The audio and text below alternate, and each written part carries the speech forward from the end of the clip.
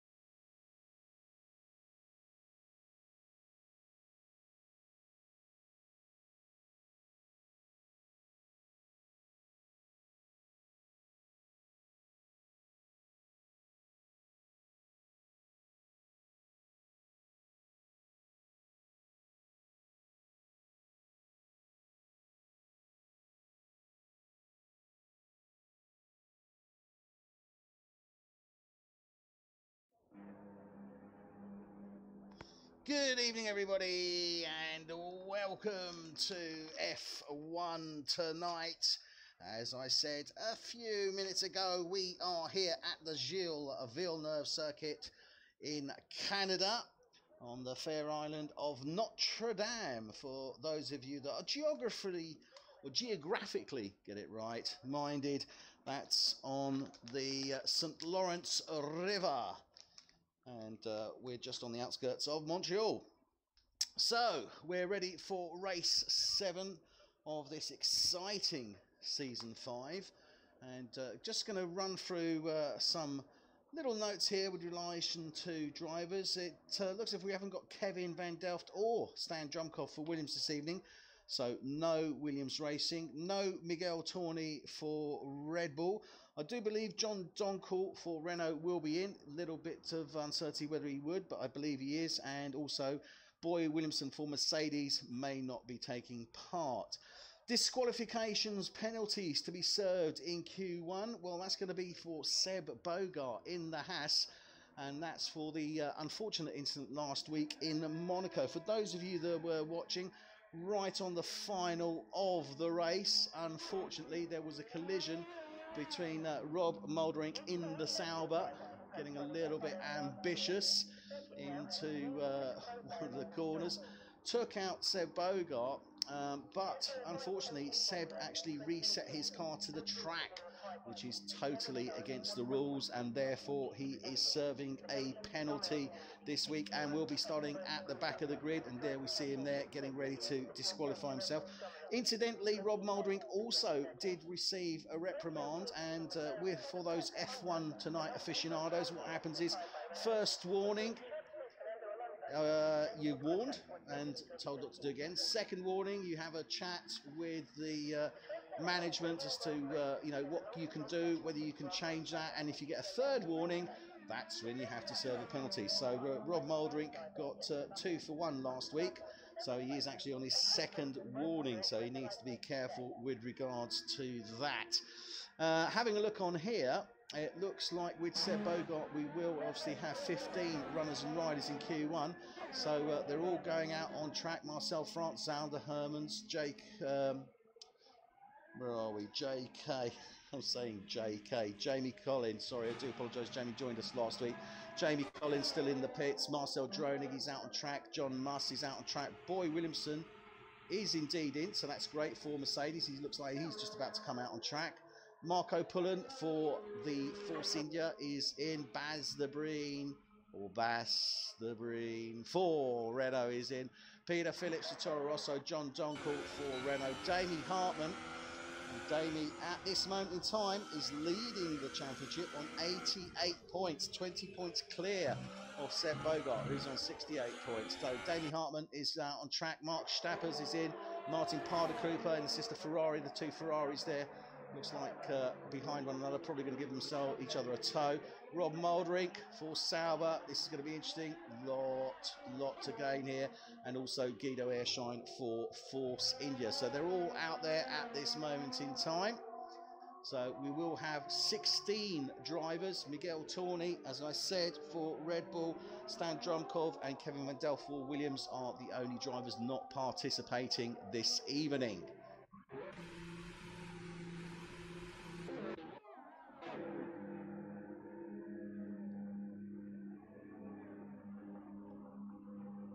So 3 tyre choices for this race. We have the Hyper Soft, the Ultra Soft and the Super Soft. So no great surprise, no great shakes there. But the drivers on track at this moment in time for this Q1 are out on the Hyper Soft. So I haven't seen any qualifying this week, so I can't really pass comment on that. And my co-commentator, for those of you wondering where Adrian is having a few issues with his Xbox with an update. So hopefully once he's got that resolved, he will be right back with us. So if you bear with me a couple of minutes, I've got a few little adjustments to do, so I'll leave you on track.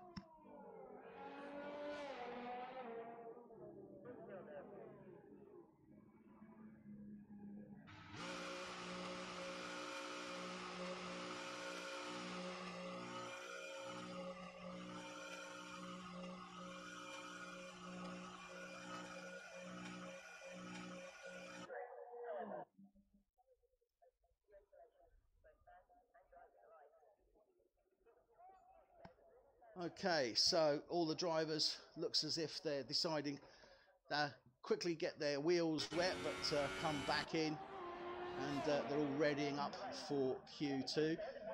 We are with Rob Moldring at this moment in time, and just go through the championship for those of you that aren't totally up to scratch. Damie Hartman, as I said, for Ferrari, is currently leading the championship on 88 points. Seb Bogart of the Haas is second on 68. Rob Moldring is third on 58.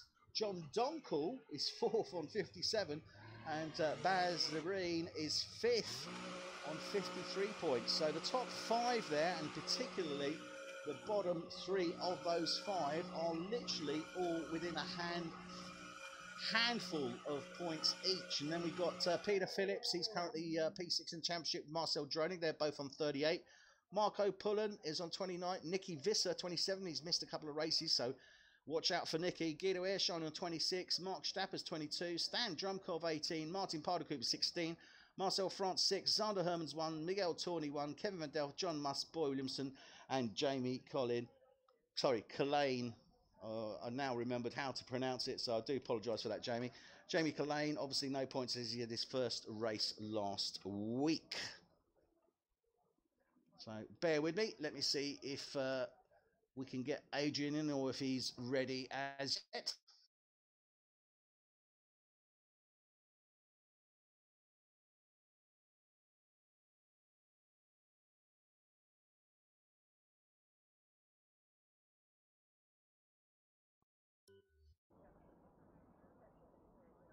Clearly, he's not quite ready for the go as yet. So we're just waiting, I believe. I think it is. That's it. It's only Guido Airshine and Baz the Breen that need to ready up, and then we can get ready and go into Q2 and get these guys underway for the proper qualification round for this Grand Prix. Very tricky track here, the Gilles Villeneuve circuit. quite reminiscent, certainly I feel, round or in the second sector to Albert Park in Australia. But quite tricky, certainly. Sector 1, not too bad. You've got that initial turn 1 and 2, but that can be, say, the virage Senna or the Senna turn. Can be quite tricky. That's also the pit exit, so that can be quite interesting when you've got cars coming out of the pit there. Turn 3, it's a right-hander, and then you've got turn 4, the left-hander.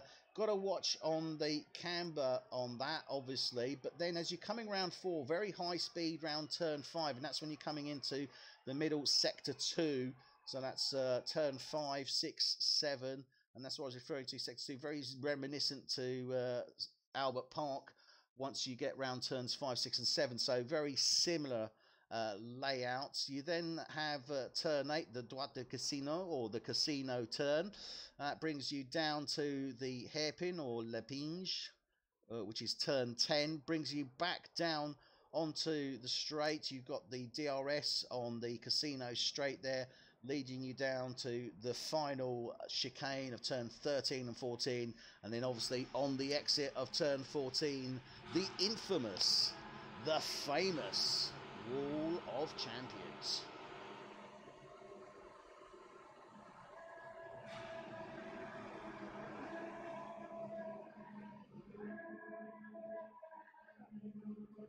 So cars are out on track for this second qualifying session, Q2. This is the one that counts. We'll be going down from the 15 to 10.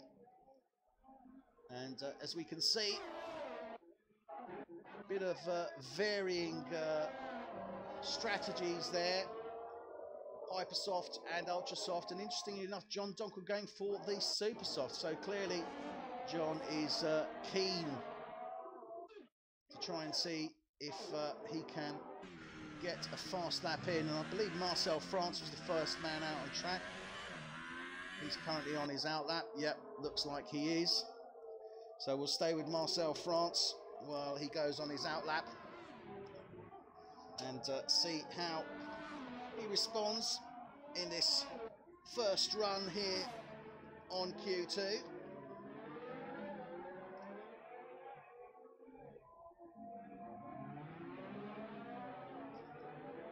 Comes round turn 10, that hairpin, round 11, onto 12 now, onto that start-finish straight. And actually we'll follow him around. I know there are a couple of cars ahead of him.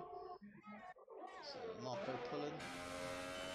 Marco Pullen now, let's go with him, over the start-finish line, coming to turn 1, hard left-hand turn. Then you've got the really hard turn 2. This is the centre turn, winding up round that turn 2, opening up now, coming down to the kink of 3, little right left here, 3, 4, build up the speed, get on the right hand side, move over to left, back over to the right hand side there, getting ready for turn 5, high speed, then into turn 6, left hand, right hand, turn 7,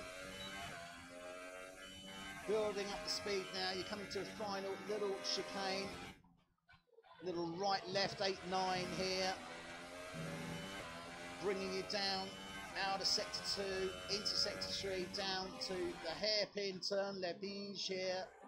Got to be careful, get right over on the right hand side, build up the exit. That's the DRS detection line there. Round turn 11, 12, coming up now, there we go, 12, and you've got the DRS that has been activated. This is a high speed. You've got the pit entry ahead of you on the left, and you're coming now to 13, 14, and there's the Wall of Champions on the right hand side there. Nice little run there from Marco Pullen, but the first time being set by John Donkel in that Renault was a 1:11.175. Marco Pullen in the Force India sets a 1:10.771. Rob Moldering in the Sauber 1:10.5. Damie Hartman a 1:10.1.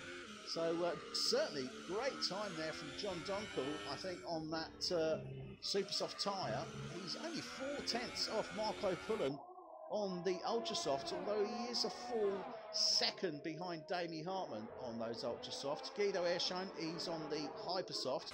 Let's have a look how Ershine is doing here. Not looking too bad, not looking too shabby, certainly at this moment in time. He's just coming round 8-9 coming down. Oh no, sorry, that wasn't 8-9. That was actually 6-7. He's coming 8-9 now as he comes round there. Coming down now to the hairpin turn under the bridge, turn 10. Oh no, I've still got it wrong. He was actually going round 3-4. He went round 6-7. Now he's going round 8-9. And now he's coming down to the hairpin turn. So shows how much I've been paying attention to this track. So apologies for that. Obviously, if I had my co-commentator, I'm sure he would have corrected me long ahead of time. So Guido Airshine now on a fast lap. Let's see what he can do, whether he can perform here or not, whether he can bring the goods. He's certainly been doing some good practice there.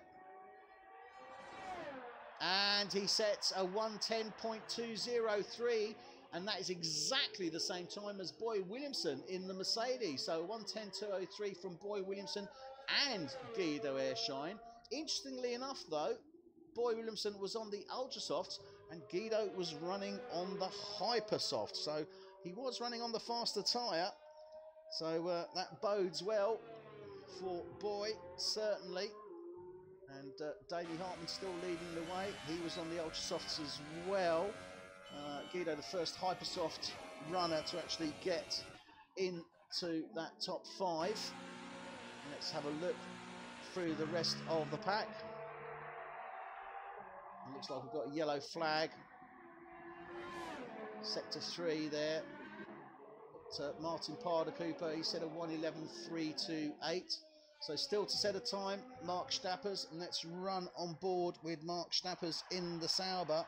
He's had an okay season, not as good as he would like it to be, but he's got every opportunity to improve. Obviously, his teammate Rob Mouldering has been very competitive so far this season, but I know that Mark has the capability. And certainly the ability to do very, very well indeed. He is one of the few drivers, and I need to get clarification of this because I believe there are now a number of drivers that are actually racing in cockpit view and with all assists turned off. Mark Stappers being running that for the whole of season 4, so last season, and was a major challenge, but let's have a look, see how the other drivers are responding to that. Baz Lebreen now coming round. He hasn't set times yet. He's gone into the pits, interestingly enough, so still not setting a time. Clearly he's not happy with something on his setup. John Muss for the McLaren. He's out on track now, looking to set a time. Let's follow John as he goes round and see how he does. John Muss obviously new to F1 tonight this season, as is his teammate Jamie Collane, although Jamie does have previous race experience. Jamie's first race was actually last week in Monaco, but he was very, very unfortunate to actually crash out right at the start of the race. So unfortunately he didn't actually manage to complete any laps at all last week, so we haven't really had a measure of how he performs. He is a fast driver. He has competed certainly in other leagues, and feedback that I've got from those is that he is a fast and competitive driver. So hopefully here at this Gilles Villeneuve circuit here in France, oh my God, that's not a good one, is it? In Canada, we'll be able to get a better feel of how Jamie racecraft is and see how he performs here. So a bit of an unknown quantity at this moment in time, but I'm sure with time we will see how he does, and hopefully should do pretty well there. In fact, it'd be helpful if actually I was on the right car. Well, I was actually on his teammate there, John Muss. So let's ride on board with him now as he comes round and into a fast lap.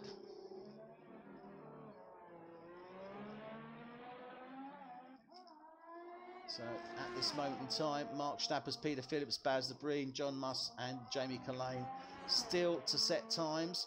The P10 time at this moment is a 1:11.481.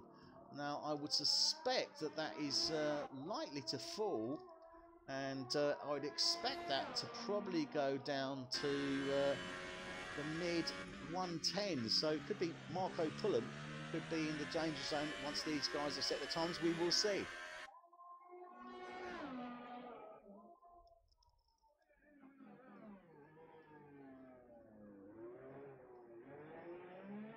Jamie just coming round turn 10 now, round 11. Winding him up round 12. Getting onto that casino straight now with that DRS wide open.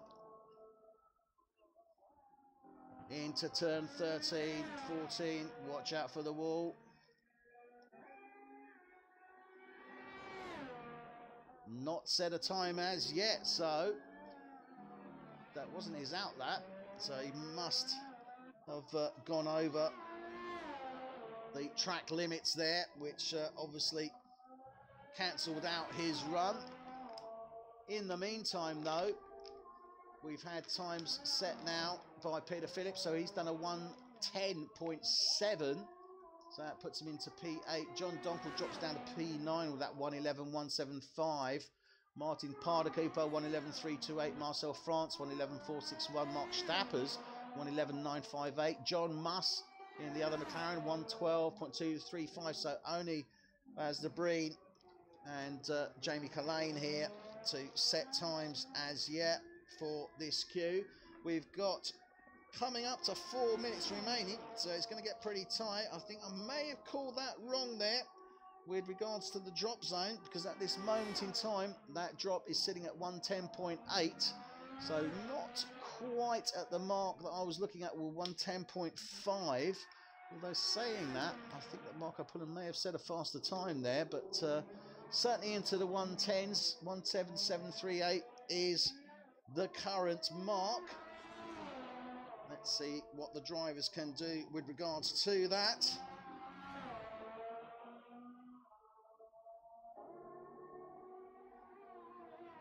Jamie Collane sets a 1:10.622. That puts him into provisional P9. So he is through, but he can't feel comfortable with that. Peter Phillips 1:10.6. So Mark Stappers is the man here now. Mark Stappers and Martin Pardakupo will run on board with Mark Stappers, see if he can improve on that time. He is currently, or is now, last man in the drop zone, or first man, whichever way you want to take it. So he needs to concentrate now and see whether he can pull it out of the bag. He needs to get, well, ideally, he needs to get at least 3/10, but I would suspect he's probably going to want 4/10. So that drop zone at the moment is sitting at 1:10.69. Mark Stappers did a 1:10.87, so that's 2/10 at the very least. I suspect he probably, as I said, wants at least 3 or 4/10 to give him a little bit more of a comfortable margin. So let's see what he can actually achieve on his run here. He's coming down the casino straight now into turn, oh no, straight into the pits. Okay, so Mark Stappers straight into the pits there. I think he's going to have the opportunity to come out again, so that should be it. John Donkel, he's out on track.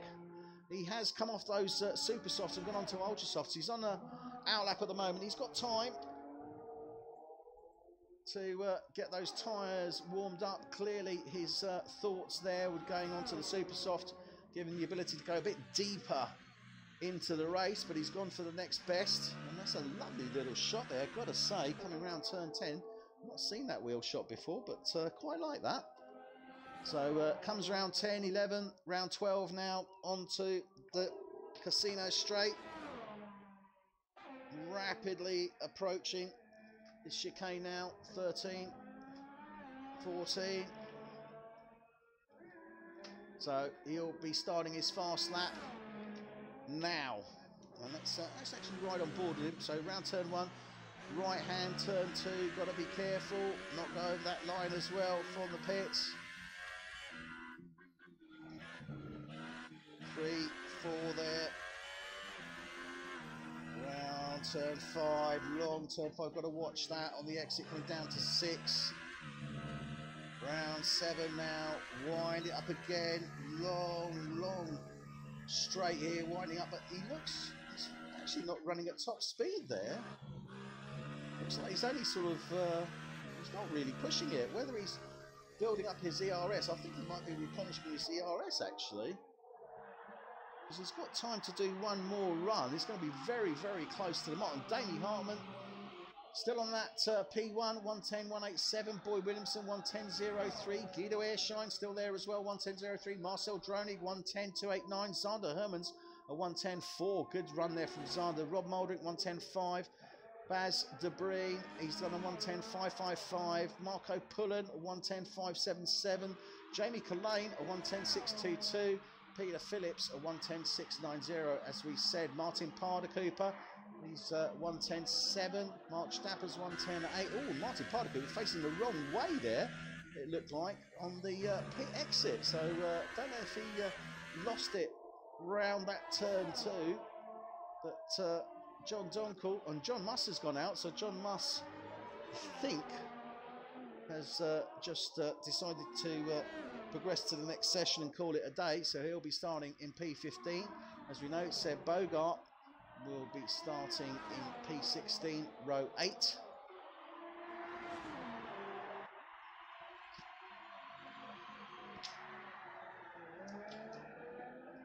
So John Donkel now coming around turn 10, 11,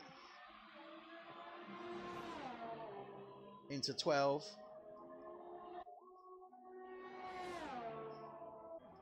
Down that straight, what can he do? Round 13, 14, Wall of Champions there alongside him. Oh, 110.637, and that just puts him in P10. Peter Phillips on track. Martin Parder-Cooper is going out on track now. I don't think he's got any time remaining, to be brutally honest.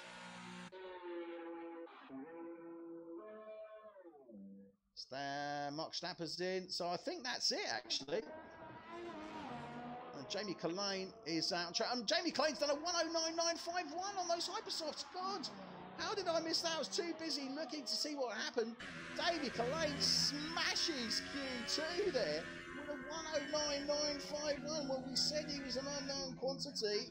We weren't expecting that. He previously set a 110 time, and a respectable time, I've got to say, and then smashes it with that 109. That's absolutely fantastic. Now this is really going to put the cat amongst the proverbial pigeons here, because what can Jamie Collane do? He, at the right of the knockings there of Q2, he puts in an absolutely blinding time, sub 110, a 109. Well, what is that going to mean for Q3? There you have it. Jamie Collane and McLaren, 109.951. Damie Hartman, he's in the provisional P2 for Q2. Boy Williamson 3, Guido Airshine 4, Zander Hermans, Marcel Dronig, Ronald Muldrink, Baz de Breen, Marco Pullen, John Donkel. Row 6 will be Peter Phillips in the Red Bull, alongside him Martin Parder-Cooper in the Ferrari.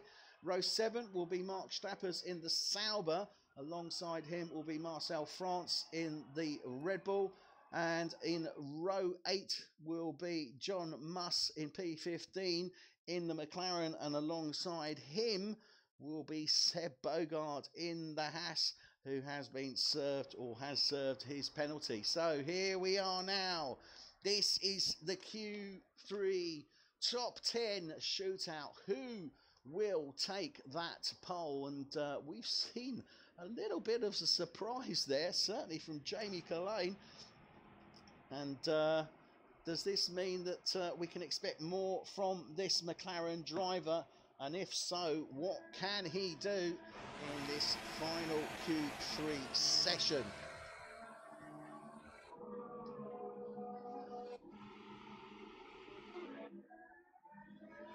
It looks like Baz de Breen. No, John Donkel is the first man out on track. So he's just starting his out lap now. Everybody, as expected, is on the hypersofts. Just over 11 minutes of this session to go.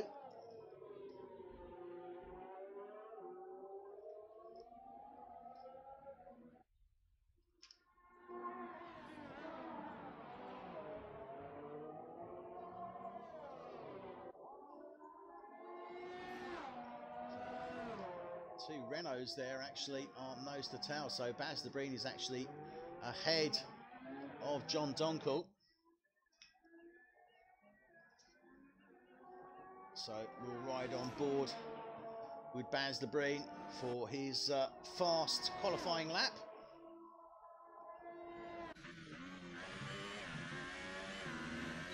So there we go, over the DRS point there. 2 DRS points between 12 and 13, and between on the start finish straight after turn 14 coming up to turn 1. Makes it round turn 2, building up the speed now. Turn 3, 4, watch it on the exit. Oh, hits that wall there, no damage that we can see. Round 6 now, 7. Really using the full width of this track, so important. He gets ready for the right left of 8, 9, right over the right side, building up speed. Under the bridge now, leading down to that hairpin turn 10. He goes in very, very deep there. Very late braking, that's clearly the way he's taking that corner. DRS round 12 now, he's got the DRS coming down the casino straight into 13, 14, watch the wall of champions on the exit there, over the second DRS, over the start finish line, and Baz sets a time of a 1:09.742. Sorry, John Donkel sets a 1:09.742, Baz the Breen sets a 1:11.324, Guido Airshine sets a 1:10.473, Damie Hartman a 1:09.488. So clearly these guys getting into those 1:09 times. We're riding on board with Rob Mouldering in the Sauber as he comes round now. Final chicane onto that start finish straight. What can Rob Mouldering bring to the party? Not a lot. Doesn't set a time. Marco Pullen in the second Force India now, coming round. Let's see if there's anyone. Boyd Williamson in the pits. Marcel Dronig crawling round and exiting the pits now, so he's just come out of the pits. And Jamie Collane still in the pits, so he's clearly waiting for to see what the others set, and waiting for a bit more rubber down on that track. 8 minutes remaining of this Q3 session.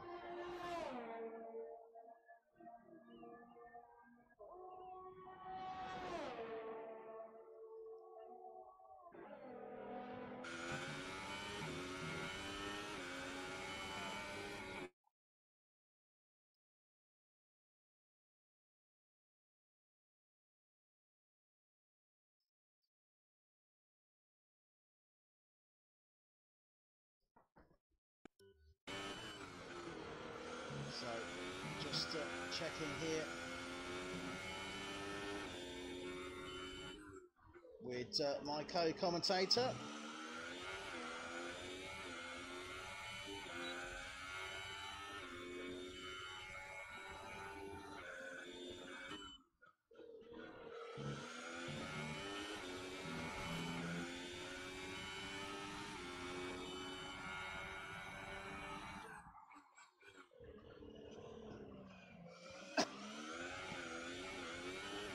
Davey Hartman leading the way at the moment. Jamie Collane still in the pits. Marcel Dronig in the pits.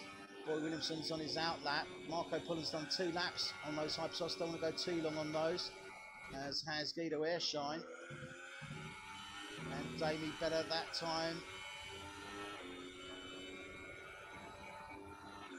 And he does! 1:09.101. My goodness, that is fast. Guido Airshine getting ready for a fast lap, building himself up there. No great speed there. Zander Herman's in the pits. Baz the Breen in the pits. Rob Mouldering coming into the pits. Boy Williamson, as I said, out on track at this moment in time. Hasn't set a time as yet, nor has Rob Mouldering. Rob Mouldering, I think, is coming into. Yes, he is. Boy Williamson is out on track. Looks like he's on his fast lap.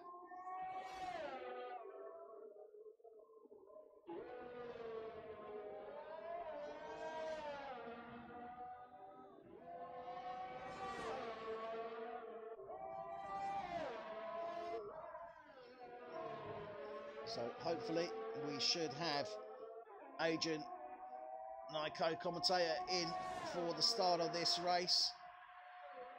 I don't know what update he's applying there, but hopefully should be okay, and he should be back. Unfortunately, that won't give us the opportunity to go for first, second and third. But I've got to say, at this moment in time, Damie Hartman is looking strong, as is John Donkel. But that unknown quantity, Jamie Collane, still to go in there. And Boy sets a 109.992. Puts him up into the second row, P4. Guido Airshine drops down to the third row. Zander Herman's been doing some really good qualifying this season and some good racing as well. So hopefully we can see a better time and an improvement from the Toro Rosso there. See whether he can actually get into those top 3 rows. He is obviously in the third row at the moment, but hasn't improved on that time. Baz de Breen coming out of the pits now. Rob Mouldering also on his outlap. Marcel Dronig is out on track, as is Jamie Collane. So Jamie Collane on his outlap. Let's stick with the rookie driver of Jamie Collane and see what he can bring to this Bring a Fastest Time party.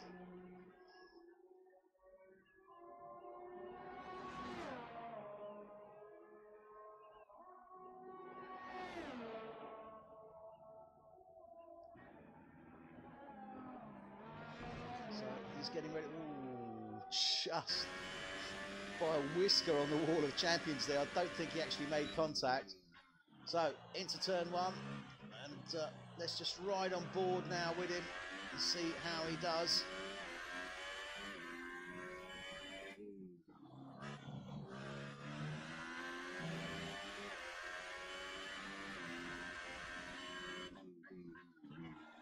Good sector 1 time there.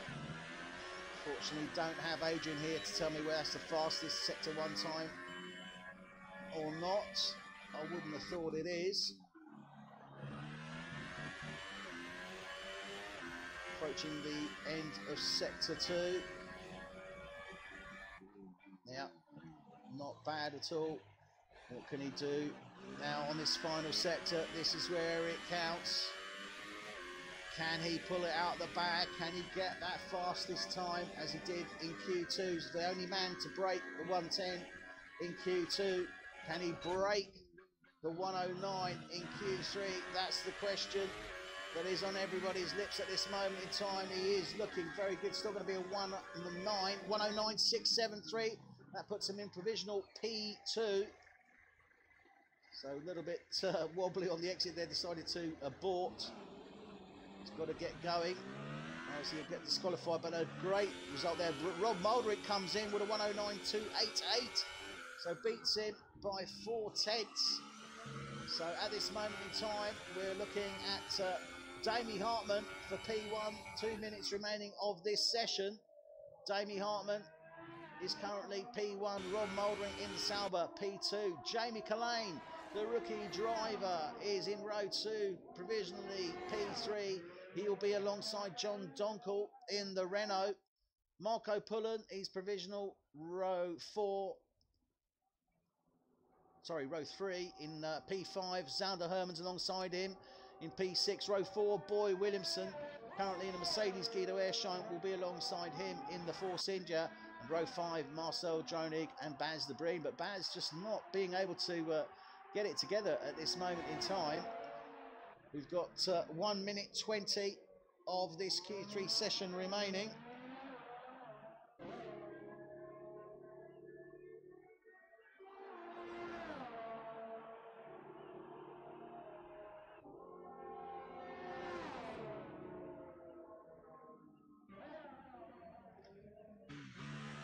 Baz de Breen into the pits. So clearly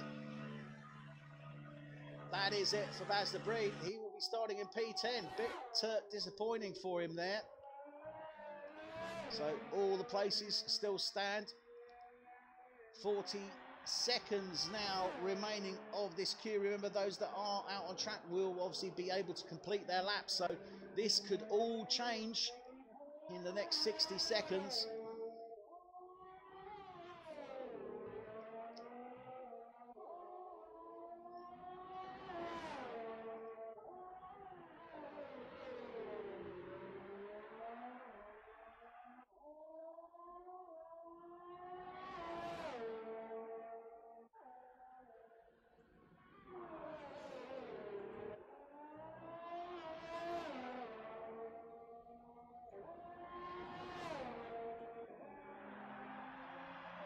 So unfortunately, it looks like my co-commentator Adrian is having some severe issues with his Xbox update. So not too sure if he's going to be able to make it or not. Hopefully he will, but if not, we will obviously continue. You'll just have to put up with my dulcet tones for the whole of this race.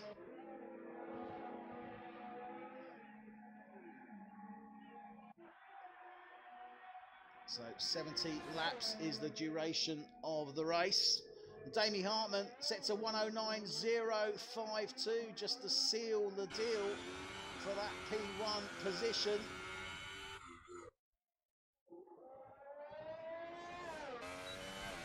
Boy Williamson coming around now. Oh, 108.959.949 from Boy Williamson in the Mercedes. Pips the post there at the end of Q3, taking that P1 position. What a fantastic run for the Mercedes driver there. Boy Williamson, totally out of the blue. That was absolutely stupendous.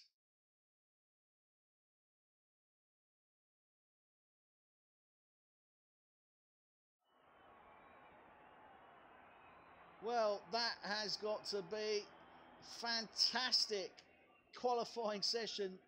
Close, unbelievable. Look at that. Boy Williamson pips Damie Hartman at the post with a 108.948. Pakes P1. Damie Hartman will be in the front row P2. Row 2, Rob Moldering in the Sauber. Alongside him, the rookie driver Jamie Collane in the McLaren. Row 3, John Donkel in the Renault. Alongside him, Guido Ershine in the Force India. Row 4, Marco Pullen in the Force India. Alongside him will be Zander Hermans in the Toro Rosso. So the drivers now getting ready for the start of this race. Processional lap will be getting underway. Conditions, well, they're dry, but it is very, very cloudy, and that could well be foreboding for the drivers, because we may well have rain during this session. Let's hope not, but it could well happen.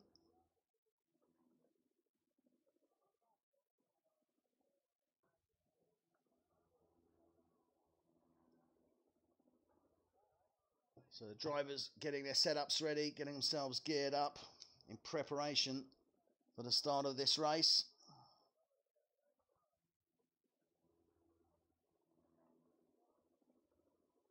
So let's not forget, we've got Baz de Breen. I didn't cover that off in the Renault. He's starting in P10. Seb Bogart will be starting in P16. So there are the drivers underway on the processional lap. So let's run through it. Damie Hartman in the Mercedes is P1. Sorry, not Damie Hartman. Boy Williamson in the Mercedes is P1. Damie Hartman in the Ferrari, P2 alongside him. Rob Moldering, row 2 in the Sauber alongside him. Jamie Collane in the McLaren. Row 3, John Donkel in the Renault alongside him. Guido Ershine in the Force India. His teammate Marco Pullen behind him. Row 4, P7 alongside him. Zander Hermans in the Toro Rosso. Marcel Dronig in the Haas is in row 5, P9. Baz de Breen in the Renault will be alongside him in P10. Row 6, Peter Phillips in the Toro Rosso alongside him. Martin Parder-Cooper in the Ferrari. Row 7, Mark Stappers in the Sauber. Alongside him will be Marcel France in the Red Bull. And then finally, row 8, John Muss in the McLaren. Alongside him will be Seb Bogart. So, what about the tyre choices here? Let's have a quick look. Well, interestingly, Seb Bogart and the majority of the field gone for ultra softs. Only exception, Martin Parder-Cooper, he's on super softs. Baz the Breen, Marcel Dronig, Guido Airshine and Jamie Collane are starting on the hyper softs.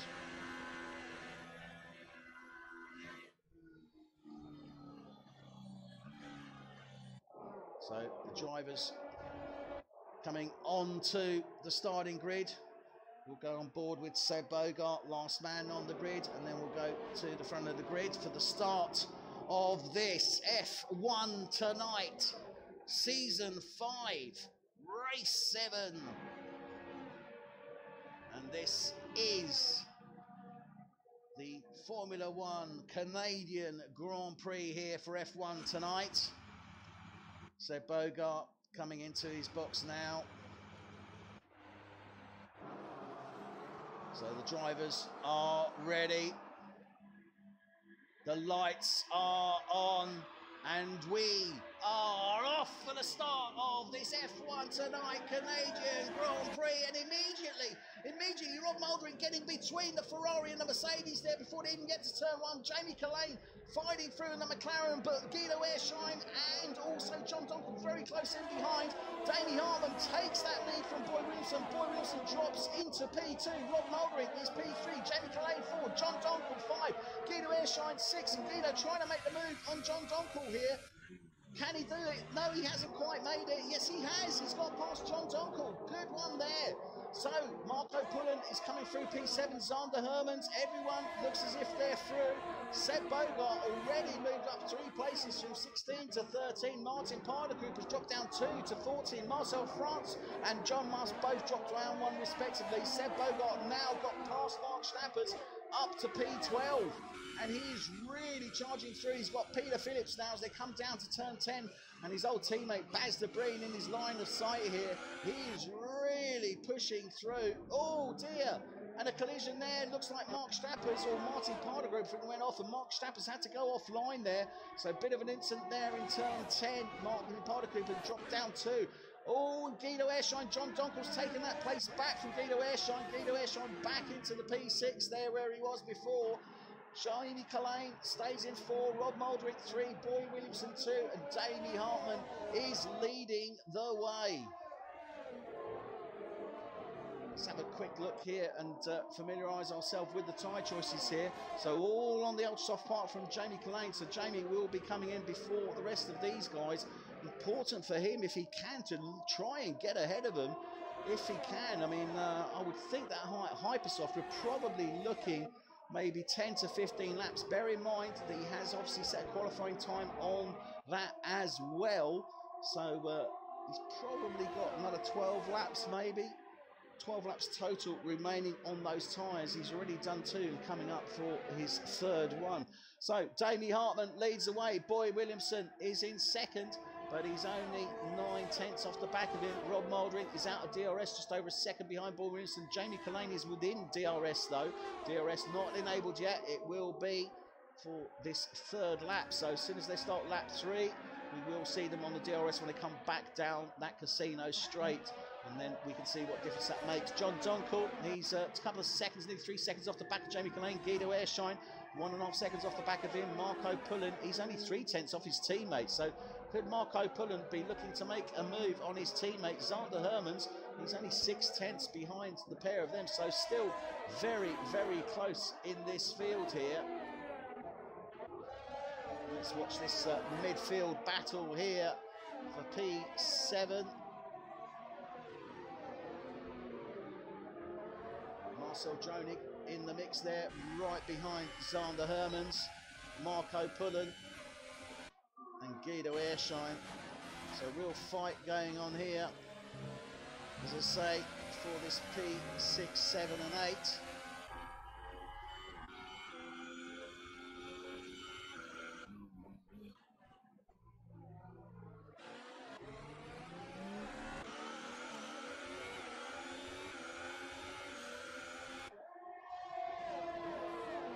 Very close between these guys here.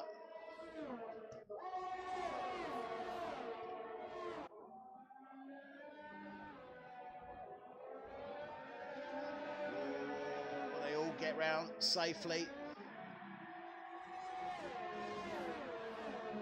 But Zander Herman's definitely applying the pressure here to Guido Airshine.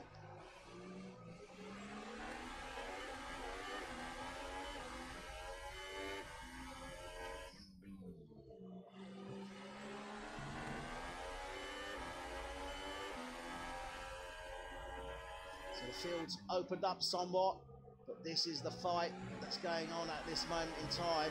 Damien Hartman, full second ahead of Boy Williamson, same equidistant to Rob Mouldering and Jamie Collane.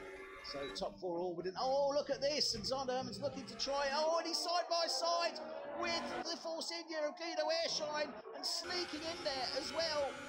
Zander Herman's. So no, Marcel Droning. Zander Hermans does get past, but then the place is taken back. Seb Bogart has come into the mix. Before Katia Haas, I've got to say, Seb is just charging through this field. Let's not forget he started in P16, side by side here with the Force India as they're coming into the chicane of 13 and 14. Oh, what a move there! Fantastic from Seb Bogart. Makes the move on Guido Airshine. I've got to say, Seb is like a man possessed at this moment in time. We're only on lap 5. He started in P16. He's already up to P7.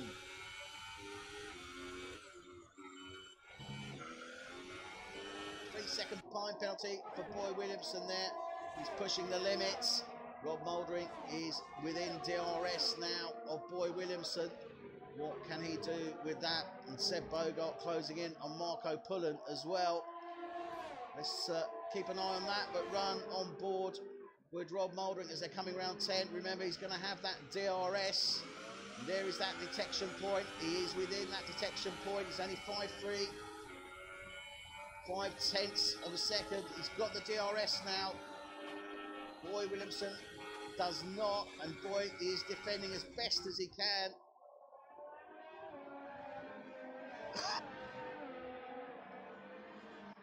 So Rob doesn't make the move on him yet, but what about Seb Bogart? He needs to try and get past Marco Pullen in the Force India. Ahead of him, John Doncourt picking up a 3-second time penalty there for Renault. Can Seb Bogart now get past Marco Pullen? It's going to get more difficult now as time goes on, as he gets closer and closer to those front runners. But I've got to say, fantastic move from him. If he gets past Marco Pullen, he would have done 10 places in under 7 laps. And I think he's going to have a good opportunity here. And Guido Airshine picking up the 3-second time penalty as well. So Guido Airshine dropped back down to, well, he's dropped down to P9 now.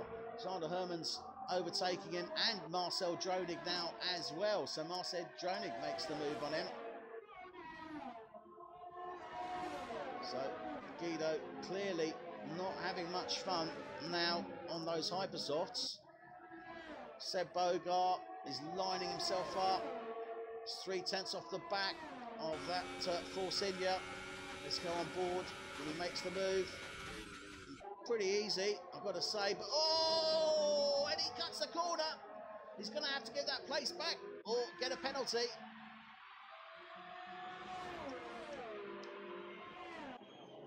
Although it looks like it hasn't actually been picked up. When you're saying that, he may have had one tyre still on the track. I think his front right may still have been on the track, which would have meant it was a clean move. Certainly ballsy, and it just goes to show what Seb Bogart is looking to do. And as I said, here we are, lap 7. He's already up to P6. Zander Herman's a 3-second time penalty. So no time penalty was incurred. No penalty was incurred there by Seb Bogart. So clean overtake rounds that final chicane on the exit of 13, round 14. Makes the move, gets up to P6. John Doncourt is now 2 seconds down the road to him in P5. Then we have Jamie Collane maintaining that P4 position. He's on 6-lap-old hypersofts now. Boy Williamson, P3. Rob Mouldering is P2, and Damien Hartman leading the way here.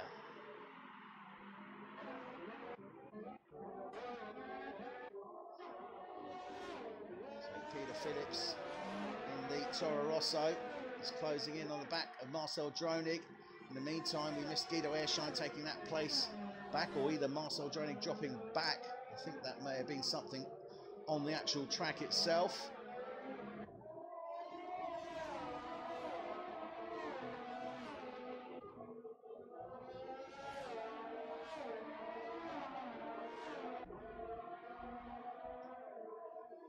So we're on board with Guido Airshine.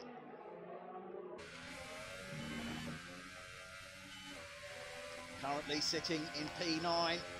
He's under pressure. His former teammate Marcel Dronig, who makes the move, goes deep. Look at that, very deep into 8-9 there, but makes the move. Zander Hermans also gets through, so they've both passed Guido Airshine now. Peter Phillips looked to have a look, but didn't quite make it. And Mark Stappers nearly going into the back of the Toro Rosso there.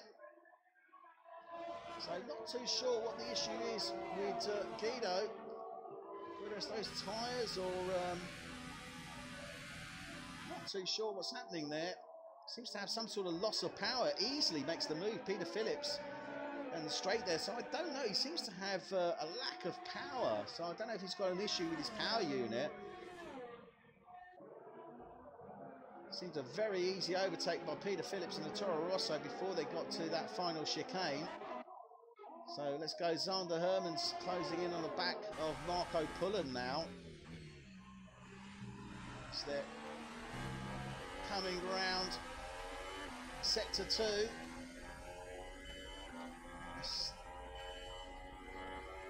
DRS detection point there. Coming up. Once they get round turn 10, they're now into sector 3, final sector. Marco Pullen going a bit on the rough there for that turn 10. Stappers down in 12. Zander Hermans P8. Marco Pullen P7. Don't think Zander's going to have the opportunity to make the move into that chicane. He's got the second DRS down to turn 1 now.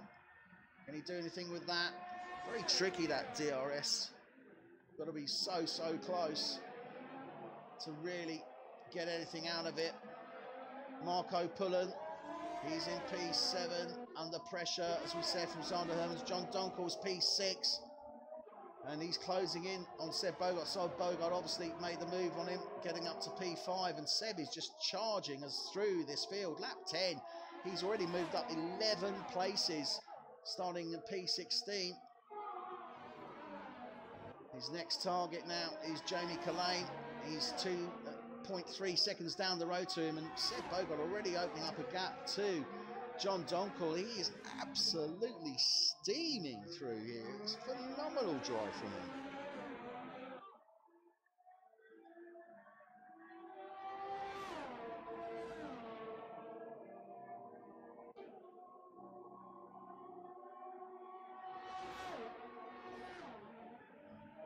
Gotta say, absolutely superb drive here from Seb Bogart.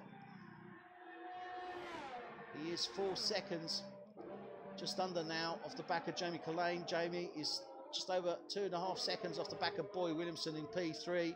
He's just over a second off the back of Rob Muldrink in P2. So Boy's dropped down to P3. Rob Muldrink making the move on him on track. Sorry, missed that. Damie Hartman. Seb pick up a 3-second time penalty there. And Damie Hartman leading the way. So Boy Williamson, lot to gain here, looking for the points.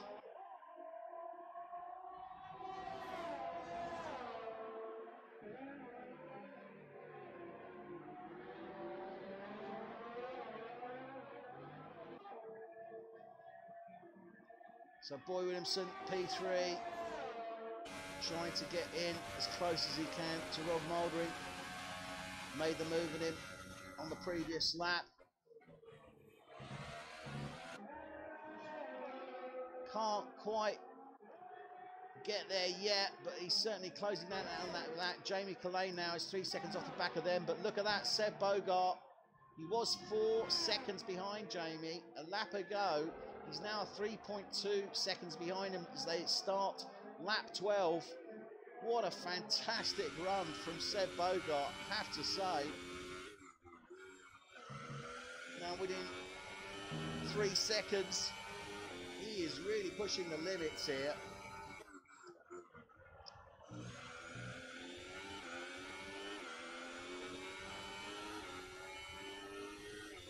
Using that ERS, although it looks to me as if he's actually starting to replenish it.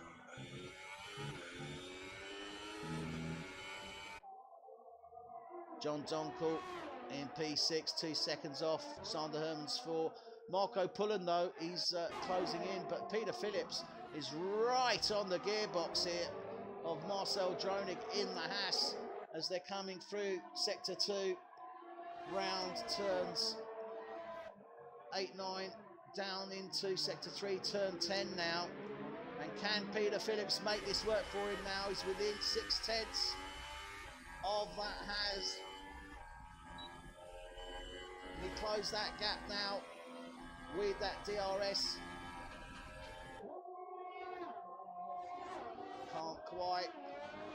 Marco Pullen getting a much better, Marcel Dronig getting a much better exit out of 10.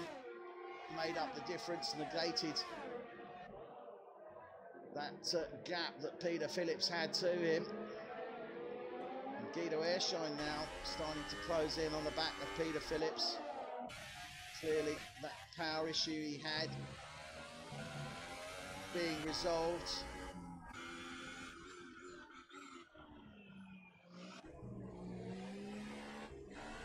So Peter Phillips still hanging in there with Marcel Dronig. Marco Pullen, P8, he's 2 seconds off the back of Sander Hermans now, he's up into P7. John Donkel in P6, Seb Bogart P5, and look at this now, he's now looking at the back of that McLaren, Jamie Collane. Phenomenal run from him. Oh, and Jamie goes into the pits, so Jamie Collane, yeah, 12 laps, he's in, off those Hypersofts. Question is now, what's he going to go on to? Is he going to go on to the Supersofts? Releases Seb Bogart now into P4.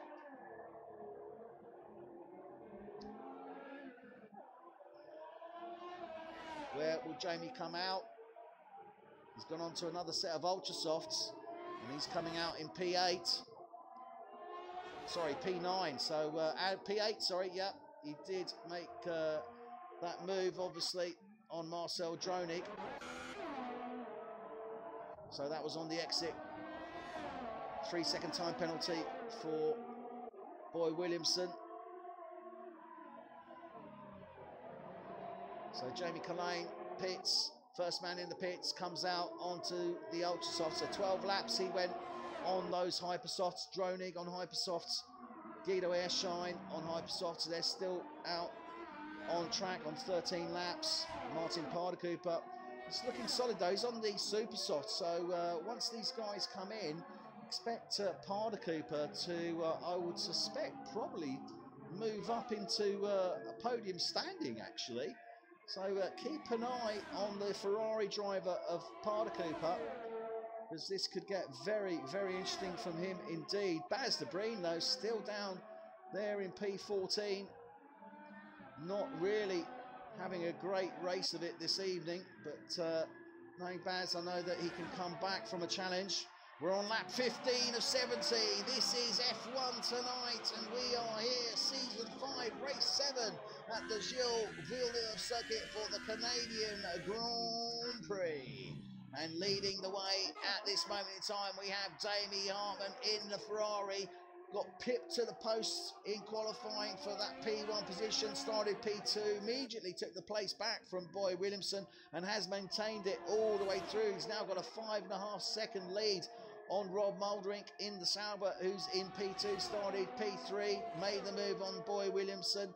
That's put Boy Williamson in that Mercedes down into position 3. Then we have Seb Bogart. Seb Bogart, what a fantastic race from this Haas driver. Started in P16, serving a penalty. We're on lap 16 now, and he has moved up 12 places to P4 and is just zoning in like a guided missile on that Mercedes ahead of him. John Donkel in the Renault is in P5. Zander Hermans in the Toro Rosso, putting in a great race. Good qualifying session from him as well, and he is really improving race by race here. He's up into P6. Marco Pullen in the Force India is in P7. Jamie Collane, first man into the pits, was in P4. The rookie driver here for McLaren, New Chu, F1 tonight. He's currently in P8, but keep an eye on him. He's not going to stay there too long. Marcel Dronig in the second Haas is in P9, and he is still under pressure from Peter Phillips, while Mark Stappers picks up a 3-second time penalty. He's got Peter Phillips staring down his gearbox as they come down to turn 10. Oh, no, sorry, that was 8-9 and a collision there. Contact between Peter Phillips and Marcel Dronig. Marcel Dronig goes off the track, spins out. He's got to be looking for a safe entry back onto that track, and that has just ruined his race. Clearly, the stewards will be looking at that if no penalties are awarded within the race. So that was definite contact there with Peter Phillips as they were coming down into 10, and I'm sure Phillips must have some front wing damage. Yeah, he's into the pits. He does indeed. He's taken out the winglets on his front right there. So Peter Phillips into the pits. Mark Stappers is in P10. Martin Paardekooper is now P9. Baz de Breen coming round, he'll take P11. Marcel Dronig is into the pits as well. Guido Airshine coming round P14 in the Force India. Marcel France is in P15. John Muss is 16. Sorry, yep, John Muss is 16. Yep, so he's right back there. I thought he dropped out, but he's actually back in again. So let's have a look here. We've had a number of drivers pit. So 1, 2, 3, 4, 5, 6, 7 pits. John Muss also pitted earlier, actually. I missed that. So he actually pitted before Jamie Collane, going on to those Hypersofts. So everyone's coming into the pits now. Things are going to get mixed up whilst the drivers pit and then come out. So next couple of laps isn't going to give us a true representation. But look at this. Martin Paardekooper is in P9, looking strong. Got to say, he has got Mark Stappers on the back of him at the moment on the faster set of Ultrasofts. Can Mark Stappers make the move as they come down to the final turns? Yep, gets through. Nicely done by Stappers there. Gets past that Ferrari. Pushes Paardekooper down to P10 now, but Paardekooper not giving up now. Jamie Collane, he's zoning in on the back of the Mercedes, the Boy Williamson. Boy just come out of the pits, he's gone onto a set of super softs. So this is critical for Collane to overtake him because he was in the top 3. He needs to overtake him on track here. Is he going to have the opportunity as they're coming down to turn 10, sector 3, final sector now? Can he make it on this DRS? He's got a good position there. He's in close and tight. He's only 4.5 tenths off the back. This could be a very possible move here from Jamie Collane in the McLaren, on Boy Williamson in the Mercedes. They're coming down to the chicane now. Oh, can't quite make it. He's got a second DRS though. Let's not forget that he's too far out. He's not going to be able to make a move on there, but he's definitely zoning in on that Mercedes, and I expect him to be making a move certainly before the end of this current lap 19.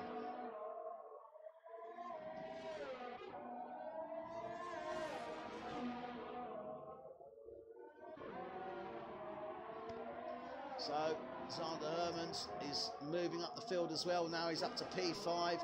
He's zoning in on the back of the Renault of John Donkel. He's put in a fantastic race so far. And let's just have a quick look now at the position changes for these drivers. So Seb Bogart up obviously to P3, 13 places. Zander Hermans, he's up 3 from 8 to 5.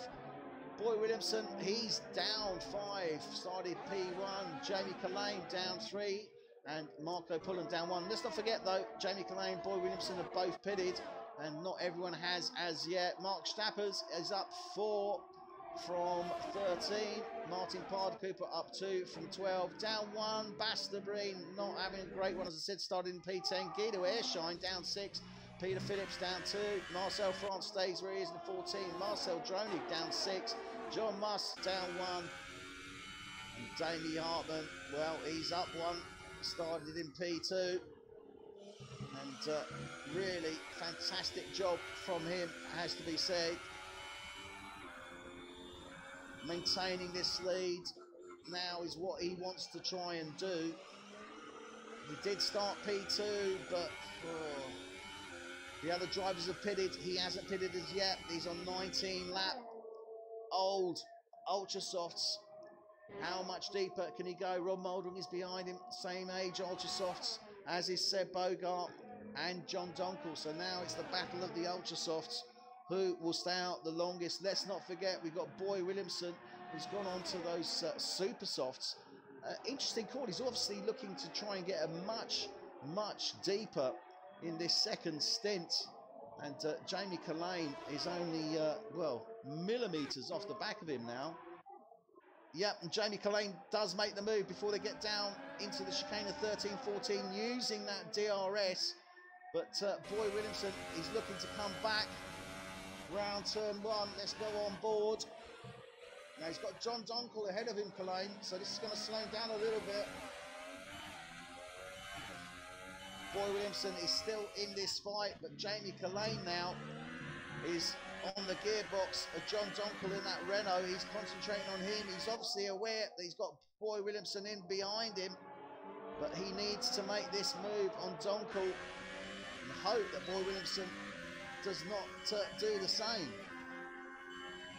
We're around sector 2 now. Round 8, 9. Final turns of sector 2. Down into sector 3 now. Look at that. Boy Williamson having a little look on the inside now as they come around turn 10. John Donkel's in the mix there. They're side by side as they're coming round 10. Jamie Collane holds his line and puts his foot down. What a fantastic bit of driving from both drivers, Collane and Williamson. But Williamson coming back to him now on the DRS. He's boxed in, he's got Donkel ahead, he's got to try and get past Donkel. He does. Look at this, fantastic, gets ahead of Donkel. Donkel makes contact with Collane on the exit of turn 4. But both drivers get through. Boy Williamson and Jamie Collane come through. So they are now 4th and 5th respectively. John Donkel has dropped down to P6. I'm sure he's got wing damage on that because Boy Williamson's made the move on him as well. As I said, John Donkel, let's have a quick look here. Yeah, I think he may have some damage on the winglets there on the right-hand side front.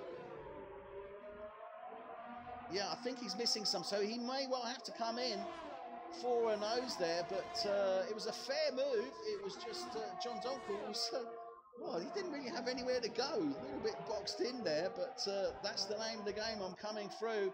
And great racecraft there from both Collane and Williamson. Side by side, wheel to wheel, as they were coming round 10 on the previous lap. Really fantastic. And Williamson's now 8/10 off the back of Collane. I don't think he's going to be able to do anything. And remember, he is on super soft, so he's on the hardest compound tyre for this race. He certainly wants to stay within range of Collane, and it is fast pit entry but not such a fast pit exit here, so I would suspect we're probably looking round about the early mid-20s. So that is the gap that you need to have there. And John Donkel is into the pits indeed. Not too sure what's happening there. Basterbreen, his teammate, is coming round now and will take that P7 place. John Donkel just being released from the pits. And Martin Parder-Cooper has gone out. Virtual safety car. Has he gone into the wall of champions? Yes, he has. Martin Parder-Cooper in the Ferrari. The first victim to be claimed by the infamous wall of champions on lap 22. What a great shame there for the Ferrari driver.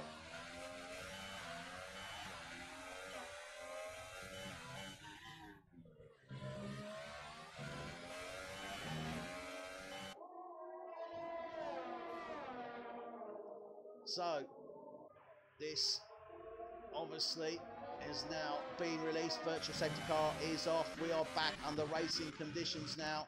Let's get back up and familiarise ourselves after this little stint of pit stops where we are. Well, Seb Bogart on those Ultrasofts is currently leading this race.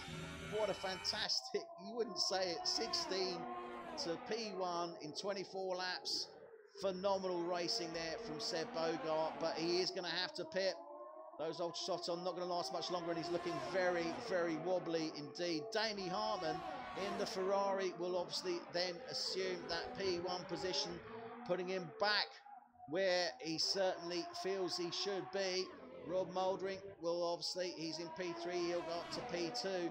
Jamie Collane, though, makes that move on Boy Williamson on track, and that's so important because that now will place him on a potential podium finish. So again, this is going to be tough. Boy Williamson's got to stay within range of him. He is on those superstars, so as long as he stays within range, and he doesn't want him to go any much further than max 10 seconds ahead of him to make sure that he can make that work for him. So, Jamie Collane obviously is going to be looking at the opposite to that and try and open the gap up as much as he possibly can, because that is the man he's racing against at the moment. Rob Mouldering putting in the fastest provisional lap with a 1:21. So great racing there from the Sauber driver, and all these drivers are keen and eager, and the championship is still very much open at this moment in time. Damie Hartman, though, obviously wants to try and seal that 20-point lead that he has at the moment over Seb Bogart, but Seb Bogart doesn't look as if he's going to let him have it. So Baz Lebreen coming into the pits now off those Ultrasofts. Only Seb Bogart is the only man remaining now out on track that has the tyres that he started on. Damien has obviously made the move on it, no great surprise there. And I think Seb may well come in this lap now. Obviously Damien did make the move on track. Yep, as I thought, Seb Bogart comes in. Now, Seb Bogart comes in. He will be coming out in P7 by the looks of it. So that is very, very good indeed for him. Marcel France picking up a 3-second time penalty.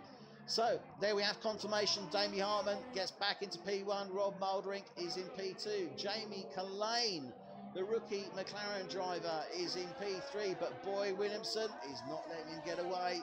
And remember, he has the advantage at this moment in time. He's on 9-lap-old Supersofts. They will go to the mid-30s, whereas Jamie Collane is on those Ultrasofts. He's probably got, I don't know, another 12, 13 laps, maybe.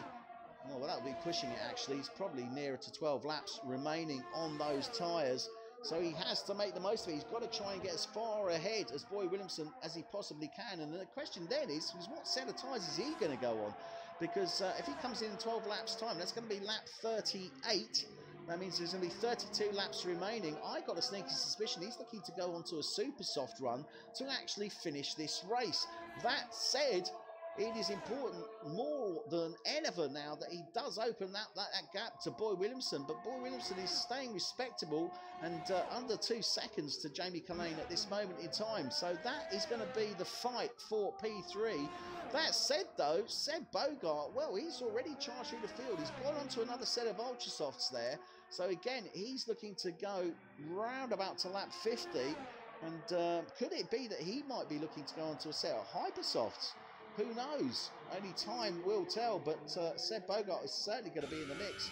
Would I like to call the podium finishers at this moment in time? I've got to be honest, no, I would not. Because I can see certainly 3 drivers fighting for at least that P3, and that's obviously Jamie Collane, Boy Williamson, and Seb Bogart. That said, though, Rob Mouldering, we don't know what can happen. We've seen him DNF before, and indeed Damie Hartman. So we're only, well, not even halfway through this race, and we know that anything can happen, and it normally does, so nothing is taken as read. We started off with clouds. It's remained pretty cloudy, although the sun has broken through, certainly, and doesn't look like we've got any rain, so I would suspect we are looking for a dry race total. Zander Hermans, well, that Toro Rosso driver, as I say, has been progressing and steadily moving up the field there. He's in P6 at this moment in time and looking pretty good as it stands. Marco Pullen in the Force India is in P7. He's got John Dunkel zoning in on the back of him. John not had the race I think that he was looking for either there. He's down in P8. He has obviously pitted, but even so, not where he wanted to be. He wanted to be at least in that top 3, if not top 5. And now he's looking to fight his way through the field, and Marco Pullen is the man ahead of him that he needs to make the move on.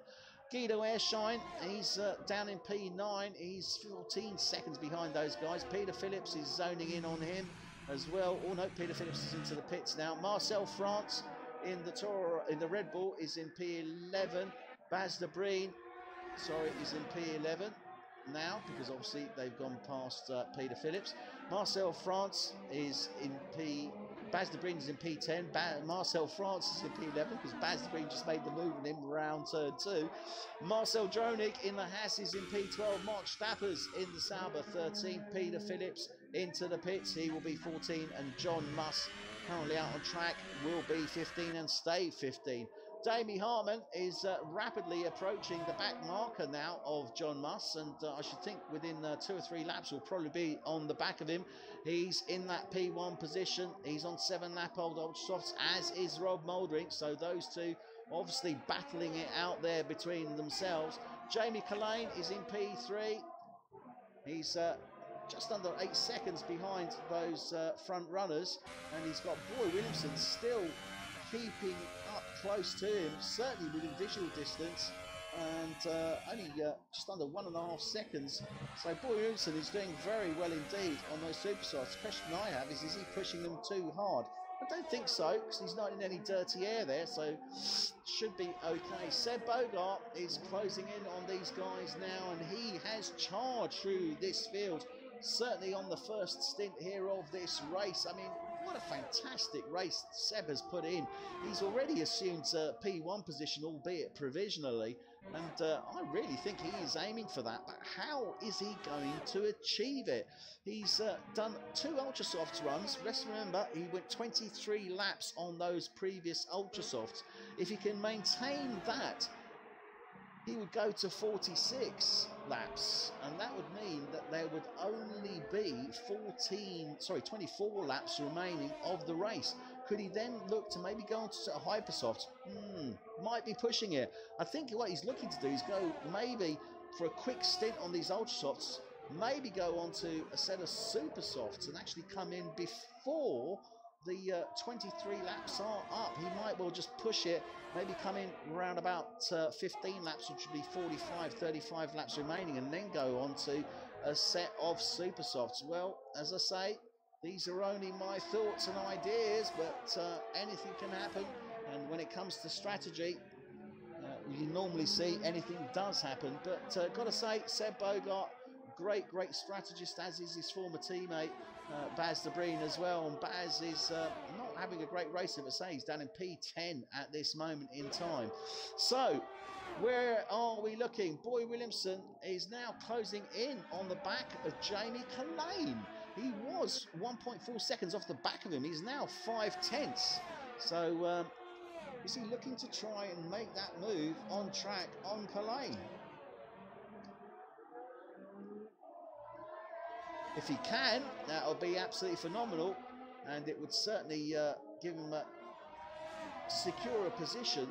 Or is he simply responding to the fact that Seb Bogart is absolutely zooming in on him like the yellow man on the Google Maps? It's unbelievable. He has closed down that gap now to under a second. Fantastic. Oh, dearie me. And a bit of contact there between Collane. Oh, no. Seb Bogart goes out, makes contact with Boy Williamson, takes out his front right. Clearly, there was a little bit of a scrap there with Jamie Collane and Boy Williamson ahead of him. They were both in the middle of the track. Oh, what a shame. Seb just did not know where to go there. Boy Williamson and Jamie Collane clearly, as I would like to say, went a bit wibbly wobbly, and Jamie Collane into the pits. He must have some sort of damage, so clearly he went off track. Boy Williamson had to avoid him, slowed right down. Seb Bogart just ploughed into the side of Boy Williamson. Didn't expect him to be going so slow. So what do you do there? I mean, it's obviously the car in front should not be going that slow or come to that stop, but he was responding to the incident that happened ahead of him. So I don't think there was any malice. Well, no, there was definitely no malice intended there on Boy Williamson's side. But what a great shame. Seb Bogart, who had done so fantastically well on the first stint of this race and was now looking to actually challenge for that podium, and it all goes to ruins. Well, that is F1, and that is F1 tonight. We make it as real as it can be, and you can't get any more real than that. So Jamie Collane comes in. He's gone on to a fresh set of Ultra Softs. It's an interesting shout, I've got to say. Personally, I would have thought we would have been better off going on to a set of Super Softs, but that does mean that Boy Williamson is released into third place. He now does not have the worry of knowing that that guided missile, the Exocet of Haas, Baz Bogart was zoning on him because he has gone out. Zander Hermans now is in P4, and what a fantastic race. You know, we don't commentate a great deal on Zander because he just does his own thing, and it's lovely to see him up there, and he's already up into P4, and I've got to say, looking pretty strong in that position. Marco Pullen, he's in P5. He's just made the move, it looks like, on track on John Donkel in the Renault, so he's taken 5 from Donkel, who's now moved down to 6, but Donkel doesn't look like he's prepared to let it go that easily as they're coming through sector 2, round turn 6, 7. John Donkel is still staying in close to Marco Pullen. Round the final sector 2, turns 8, 9. Oh, Pullen going a little bit wide there, gives Donkel the opportunity to come back. Takes the place back, and unfortunately, bit of miscalculation there from Pullen. And that meant that he went a little bit too wide, gave Donkel the opportunity, but now Jamie Collane zoning in on the back of Marco Pullen on that DRS. Makes the move pretty straightforwardly before they get to the chicane. Now moves up to P6. And John Muss has got a 5-second stop go for speeding in the pit lane. No, sorry, crossing the lane on the exit. So on the exit of the pit, you cannot cross that white line before going onto the track. Oh, and we've got yellow flags. It's sector 2. Gone green again, so I think that may actually be debris on turns 3, 4 or round 5. I think it's 3, 4. So not too sure what that is on track there. Let's see if we can get to that. We're with Marcel Dronig. Yeah. Oh, right, okay, and that is actually John Muss. John Muss has been parked. He's spun out and he's parked on the corner of turn 4, and that's why we have the yellow flags there in that sector 1 turn. So there you have it. John Muss is out for McLaren. So 3 drivers out: Martin Parder-Cooper for Ferrari, Seb Bogart for Haas, and John Muss for McLaren. Peter Phillips in the Toro Rosso brings up P13. P12 is Mark Stappers in the Sauber. 11, Marcel Dronig in the Haas. 10, Marcel France in the Red Bull. Guido Ershine in the Force India is P9. Marco Pullen, his teammate in the pits, will be taking that place, and Guido Ershine moving up to P8. Sorry, Marcel France up to P9. Marco Pullen will be coming out P10. Baz de Breen now is up to P7, and well, it wasn't going his way, but now this is interesting. He's on Supersoft, 10 lap old. He's on P7, this is going to give him a great opportunity to move up that field now and certainly get into the top 5. And we saw this last week, or sorry, the previous week in Spain. So I'm sure he's going to do it again. So Jamie Culhane is ahead of him, the rookie McLaren driver for this season. And he is now looking to close down on John Donkel.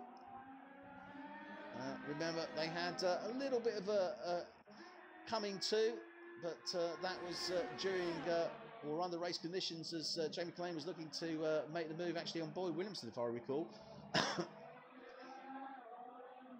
So Jamie Culhane now in the McLaren, zoning in on the back of the Renault of John Donkel. And this rookie driver certainly showing his calibre in this Canadian Grand Prix. We didn't get to see it in Monaco, unfortunately. But I believe that wasn't one of his favoured tracks. Oh, and John Donkel going wrong out of turn 9, giving Culhane the opportunity to go wheel to wheel with him now as they're coming down to turn 10. Who will get first? Oh, Culhane tries to go deep, but he just mucks it up there on the brake under pressure. But he's going to come back on the DRS now. John Donkel cannot go defensive. Culhane will make the move before they get down to the chicane. Gets round him, gets past him, and Culhane up to P5. Donkel now in P6.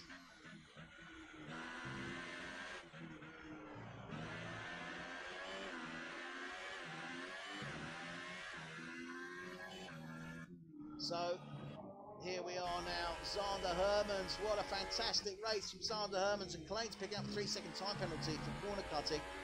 Fantastic run for Zander Hermans there in the Toro Rosso. He's up to P4.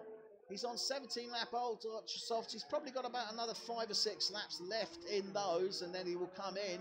So unlikely he's going to get much higher at this moment in time, but certainly great show from him. Boyd Williamson in the Mercedes, he's currently P3 on those super softs, so he should be going at least another 15 laps, I would suspect. Rob Mulderink, he's on 16 lap old ultra soft, so he's probably got about 7 or 8 laps left in those, as does Damie Hartman. Oh dearie me, and what was that? That was a Force India there, and I think that was Marco Pullen or Guido Esch, I'm not too sure which, going off track, but Damie manages to get past him. I think that was Marco Pullen actually. Let's have a quick look. Yeah, it was Marco Pullen. But Damie keeps his head, gets through. Rob Mulderink now closing in on the back of that Force India, needs to get past him as he's dropped down 5 seconds. I think he was responding to the fact that that Force India was in the middle of the track there, so that slowed him right down, and he's not going to be too happy about that. Boyd Williamson, well, he's 23 seconds behind these guys. Rob Mulderink is only 5 seconds behind. So by my calculations, Damie Hartman can pit and still come out in P1, depending upon what Rob Mulderink does. Now, they're on the same age, Ultrasoft, so this is now a real question of strategy and how you respond to your opponent. Who will come in first? And getting past the Red Bull there, and Sauber, yeah, the Red Bull of Marcel France moving over for them there, because these guys are fighting their way through, and they're on to Marco Pullen now. So Damie and Boyd Williamson now coming up on that back marker of Marco Pullen. Now this is really important. Who's going to come in first? Is it going to be Rob Mulderink? Is it going to be Damie Hartman? Oh, look at that. Rob Mulderink is in. Damie Hartman stays out, obviously. And now he's going to look to try and get the overcut if he can. Or was he just not prepared? No, hang on. Sorry, Damie Hartman. Oh, he's got a flat. He's got a puncture. Yeah, Damie Hartman has the puncher. I couldn't quite figure out what happened. Damie Hartman picks up a puncher. He's had to come in now. Rob Mulderick has pitted ahead of him. That means that Rob Mulderick will actually take P1. Oh no, unbelievable there. What a shame for Damie Hartman. Well, I said anything can happen. He's gone to a set of super softs. Now this really has mixed it up, and I couldn't quite understand what Damie was doing there. So Rob Mulderick has moved up into P1. Boy Williamson is in P2. He's 7 seconds behind him. Zander Hermans is now on a podium, P3. Damie Hartman drops down to P4 because he picked up a puncher. So Damie Hartman, he's going to be gutted on that. Really, really disappointed, I am sure. But Rob Mulderick takes full advantage of it.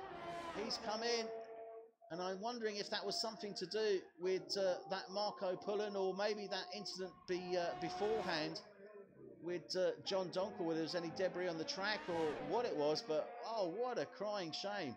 But what a fantastic result here for the Sauber driver of Rob Mulderick. He takes P1. Boy Williamson is now P2, and Zander Hermans is P3.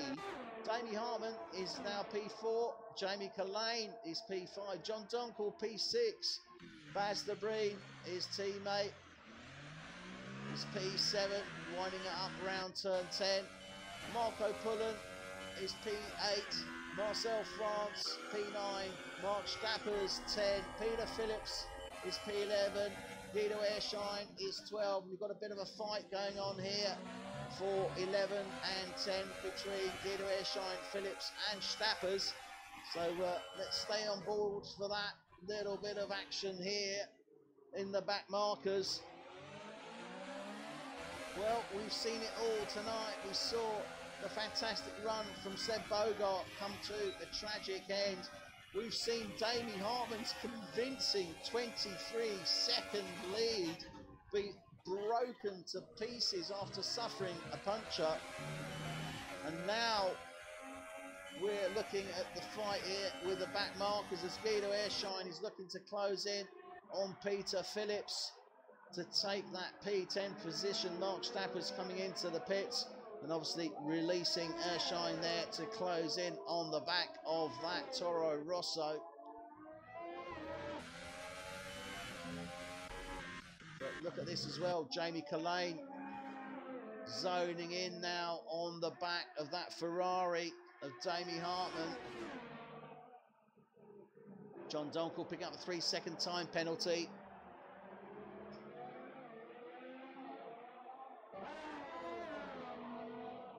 Well, yellow flags. Oh, we've got yellow flags in sector 1. I think those again turn 3-4. So I'm not too sure if we've got any debris on there on the track which might have caused that puncture.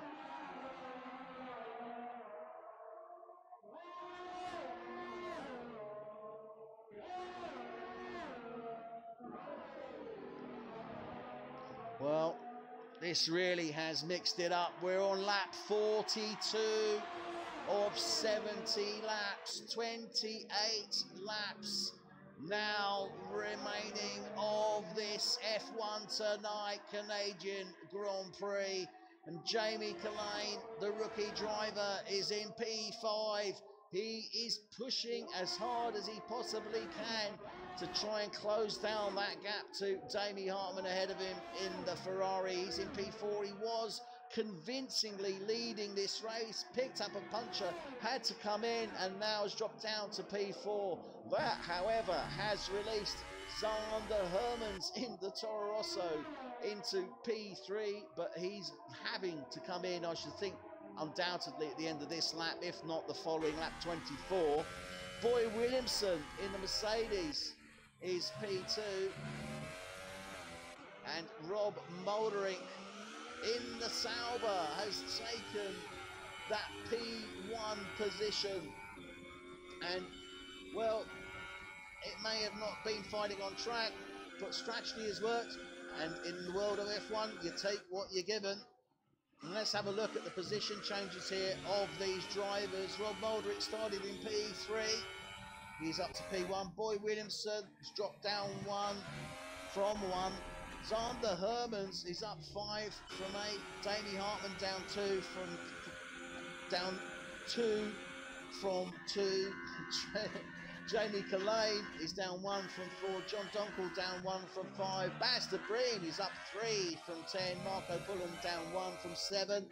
Marcel France is up 5 from 14. Guido Airshine down 4 from 6. Peter Phillips stays where he was on the grid. Marcel Dronig is down 3 from 9. Mark Snappers stays where he was in P13. DNF's John Muss for McLaren, Seb Bogart for Haas, and Martin Parder-Cooper for Ferrari.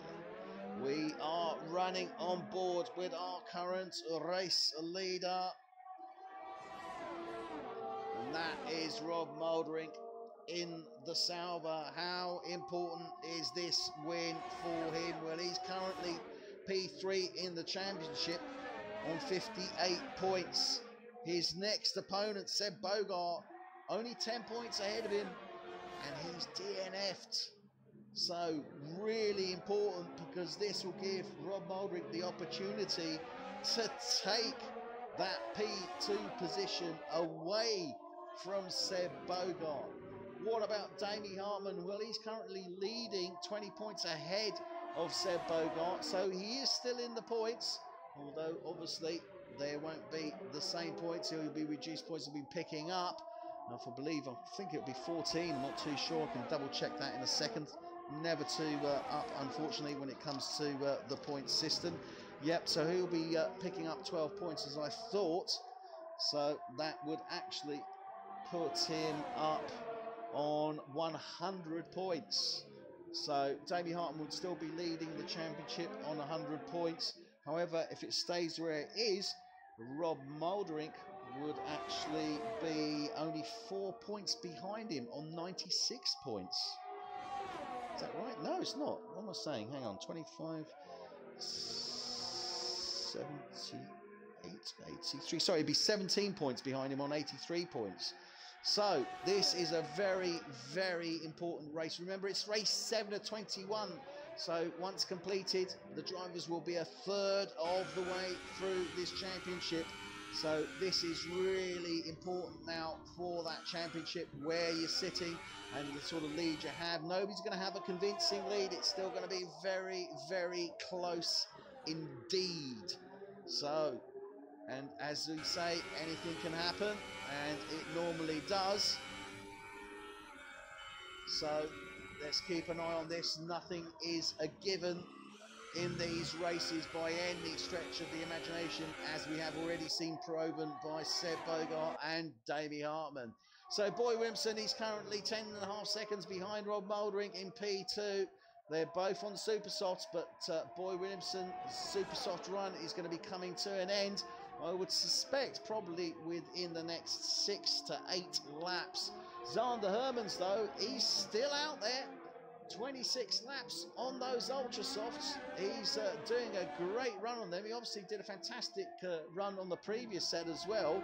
But that said, how much further can he go? He's obviously enjoying the kudos of being up in that P3 position. And as I speak, no, he isn't coming in. He is going to be staying out for a 27th lap. Don't know if I'd risk it, especially after seeing Damie Hartman pick up a puncture. And Damie's obviously behind him at this moment in time, about 5 seconds or so behind him. Jamie Collane has dropped down a little bit from Damie Hartman. He's now 3.5 seconds behind him, but he's in P5. So he will certainly be picking up some valuable points, at least 10 points, obviously. He will pick up if he maintains that P5 position. Oh dear, as he does a little bit of grass cutting there. Then we have John Donkel. Well, he's currently in P6. He's just winding around turn 2. We've got yellow flags here on the exit of 2. Yeah, and that's what caused that puncture. If you remember, we saw John Muss go out earlier, DNFing on turn 4. And what we can see there is a little bit of debris on that turn 4, which is causing those yellow flags as they're coming on the exit of turn 2. And I am absolutely certain caused that puncture to Damie Hartman, although I can't verify that, but I would suspect that is the case. Well, certainly the case. So they've got to watch it round there. John Donkel is in P6. Baz the Breen, his teammate, is in P7. I thought that maybe we might see a little bit of a push from Baz as he'd gone on to those super softs, but it just hasn't played out, obviously, with the strategy calls and the pit calls from the drivers running ahead of him. He hasn't really been able to move his way up the field, I think, as well as he would have liked to. But, well, that is racing. And as we say, I mean, obviously so much similarity, and obviously there should be, between the game and the reality.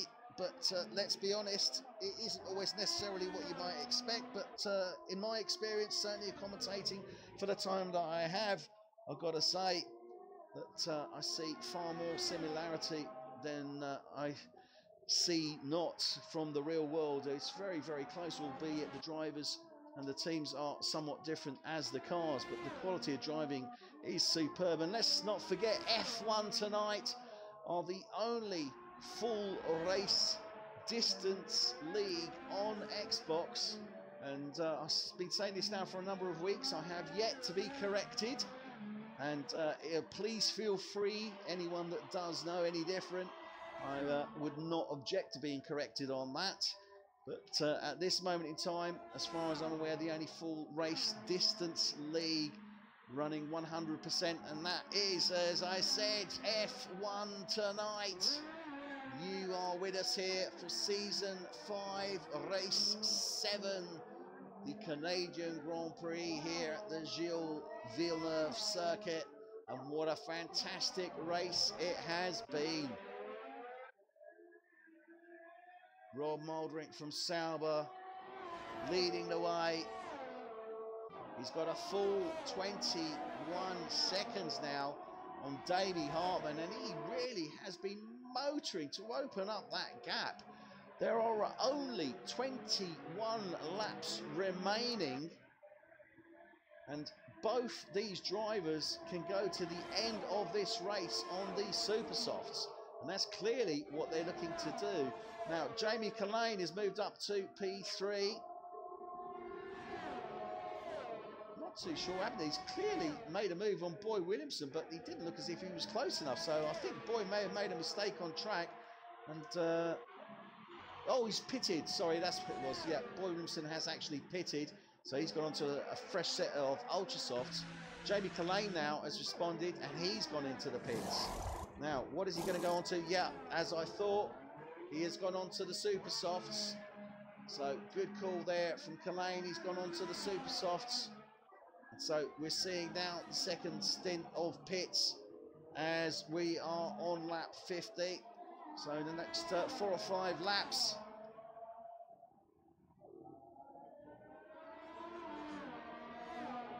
The next 4 or 5 laps, we should be able to get a better idea of the true standings once these pits have actually completed. So let's go through the race pack now and see who does or who does not need to pit. Well, Rob Mouldrink, P1. He's on 11 lap old Super Softs.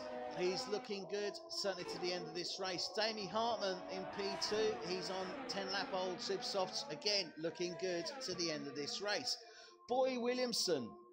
Well, we've got 19 laps remaining. He's on 3 lap old Ultra Softs. So again, you've got to say, from previous form, he's looking good to go to the end as well. Zander Hermans was in P3, maintains a top 5 standing back into P4. He's on a fresh set of Hypersofts. 2 laps he's done on those. I can't see him doing 19 laps on them, got to be honest, but who knows? He did take certainly those Ultra Softs, I think, to 24 laps. Then we've got John Donkel. He's in P5. He's on 28 lap old Super Softs. 19 laps remaining. Unlikely he's going to be able to go to the end of the race on those, so he will have to pit. Jamie Collane has pitted, gone on to a fresh set of Super Softs. Those will definitely take him to the end of the race. Then we have Baz the Breen. He is currently on 26 lap old Super Softs. Again, unlikely, 18 laps remaining that he can go to the end of this race on those. and indeed whether he would indeed want to. So certainly one place up there for Culhane. I can see him very possibly finishing P5. Then we got Marco Pullen now. Marco Pullen, he's currently, sorry, not Marco Pullen, we've got Baz de Breen, Guido Airshine is currently in P8. He's 30 seconds behind them, so these guys, whether they pit or not, isn't going to make a great deal of difference. He's on 13 lap old Ultrasofts. Again, he will definitely have to pit before the end. Marco Pullen, he's on a fresh set of Ultrasofts, so unlikely he will have to pit. Marcel Dronig, he will have to pit. He's on 12 lap old. Marcel France, no, he'll go to the end. Peter Phillips, he will definitely have to pit. And Mark Stappers on those 25 lap Ultrasofts should be pitting any time now, or certainly within the next couple of laps. That said though, Mark Stappers is the man that can make tyres last forever. Certainly not a great buyer of sets of tyres, but certainly a great promoter of them, let's put it like that. So Rob Mouldering leading the way, and Damie Hartman has now started to eat into that gap. Remember, it was 21 seconds, it's now 19.8, so he's taken a good second and a half out of Rob Mouldering. So is he looking to try and close down that gap in case anything happens, so he's within that pit window? Certainly wise to. And if I was there, that's probably what I would do. So the guys have really got to watch that turn 4, because they cannot afford to go on that rumble strip, because they will definitely pick up a puncture. And the more I see it, the more I'm convinced that's what happened to Damie Hartman. So we have 17 laps remaining of this race. Who will take the win? Well, we were pretty convinced that Damie Hartman was going to take it, and that all came to tears. But it's got to be said, at this moment in time, Rob Mouldering is looking strong to take the win here at Canada. Damie Hartman, well, he is going to be so disappointed. And if there's any solace that he can gain, at least it is that he will be looking to finish, as it stands at this moment in time, in P2. Boy Williamson, though, is closing in on him in that Mercedes, and he's looking to spoil the Ferrari party this evening. And he is definitely zoning in now on Damie Hartman. So let's run on board now as they come round turn 6, 7, getting towards the end of sector 2.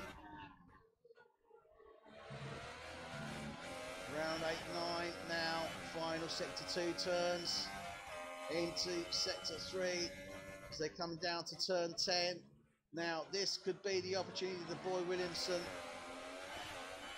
needs to try and get ahead of Damie Hartman. He's got DRS, although 500s, I'm not too sure if that's enough to make the move. Is he going to have to be brave? And Damie, oh, getting ready to go through that line there. Oh, they're side by side, yeah. Good move from Damie. Boy was under the impression he was leaving the door open for him, but far from it. He was just getting himself nicely lined up for that final 13-14 chicane. So Damie, I think, pretty confident. He's obviously aware he's got Boy behind him, but he's got a high confidence level on his ability around this track and that racing line, and he's very much sticking to it. Boy, on the other hand, is trying to see if he can find a chink in the armour of that Ferrari driver ahead of him, because that's what he needs as they come back now into sector 3, turn 10.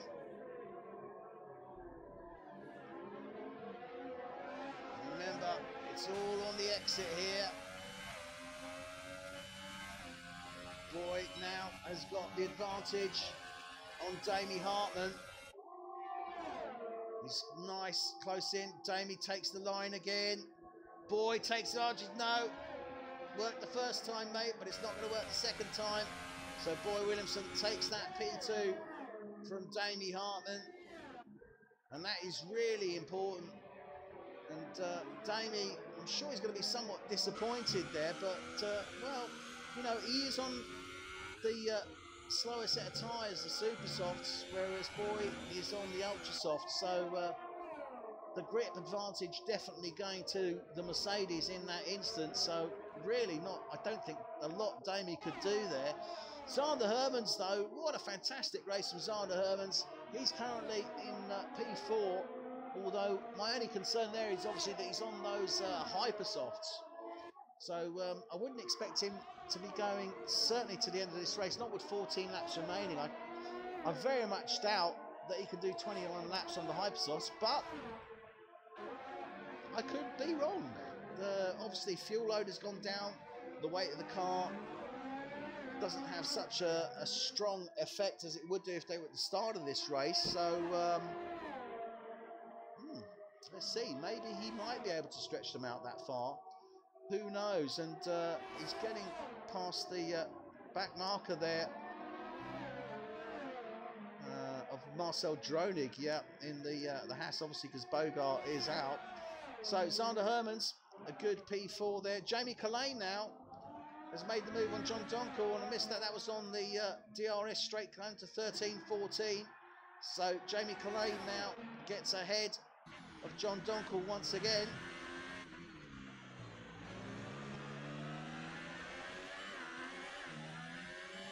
So the rookie driver here putting in a great show.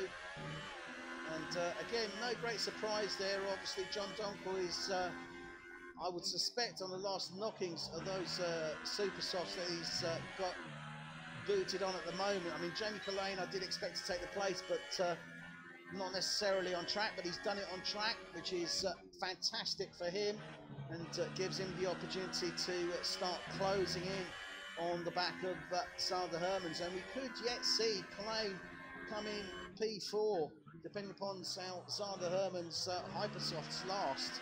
So not quite within the pole finish, but again, as I say, anything can happen. We're not at the end of this race yet, and we've still got 12 laps remaining. So Baz de Breen, he's down in P7. I think he's not really going to have much else he can do there at this moment in time. 18 seconds behind his teammate, and on a fresh set of hypersofts. He should go to the end of the race, certainly on these hypersofts. Question is how much can he bite in to that lead of his teammate ahead of him? Well, quite a bit considerably, because he's going to be coming in actually. So that means that Baz de Breen needs to try and close 18 seconds in the next 12 laps to get an opportunity of taking that 5th place from Collane. Well, most other drivers, you would say it was a tall order, but I've got to say, with Baz de Breen, it's very much a possibility. So let's keep an eye on that on these closing laps or stages of this F1 tonight, Canadian Grand Prix. And here we are with Guido Airshine in the Force India. Not been the greatest of races for him. He's in P8. I think he's actually dropped down 2 places. Marco Pullen, his teammate, is in P9. Marcel France in the Red Bull is in P10. Marcel Dronig in the remaining Haas is P11. Peter Phillips in the sister Toro Rosso of Zander Hermans is in P12. And Mark Stappers in the sister Sauber to Rob Moldering is in P13. DNF's John Muss in the McLaren, as we saw there on turn 4, and still debris on that turn 4 corner.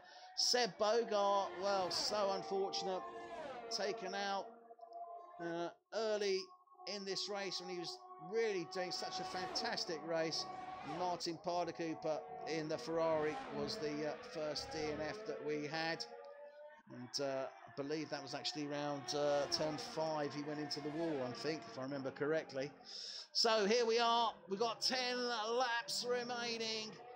We are on board now with the Sauber driver of Rob Moldering. He has been leading this race now for about 40 14 laps since Damien Hartman had a terrible puncture incident, which means that he had to come in, releasing the drivers behind him, which were Rob Mouldering and Boy Williamson. They both pitted, but Rob Mouldering pitting a little bit earlier, going onto those super softs, is taking full advantage of it. Boy Williamson is on the ultra softs. He's 17 seconds behind him at the moment, and he can certainly go to the end of the race in those ultra softs, but can he close down that gap? I mean, Rob Mouldering has done a fantastic race, really pulled away, really opened up all the valves and not let up in any way, shape or form, and that has given him that big advantage, big lead from Boy Williamson at this moment in time, who's in P2. Damien Hartman, he's in P3, and barring any further incident, rather than any incident, he should be looking good for that. Zander Hermans, what a fantastic race for him. He's in P4, and I've got to say I'm questioning whether he can go to the end of this race. Remaining 10 laps, 9 laps now as it is on those hypersofts, but I've got a sneaking suspicion that's what he's looking to do.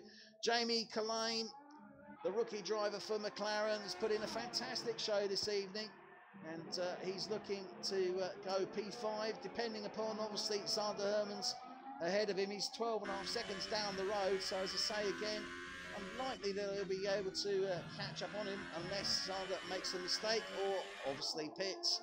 So he's currently P5. John Donkel in the Renault is in P6. Same for him, he's about 5 seconds behind, but he's on 38 lap old super softs. I've been saying for the past 4 or 5 laps that he's going to have to be coming in and changing those, but he's not showing any sign of doing so. So is he looking to push those super softs into the high 40s? Very possibly.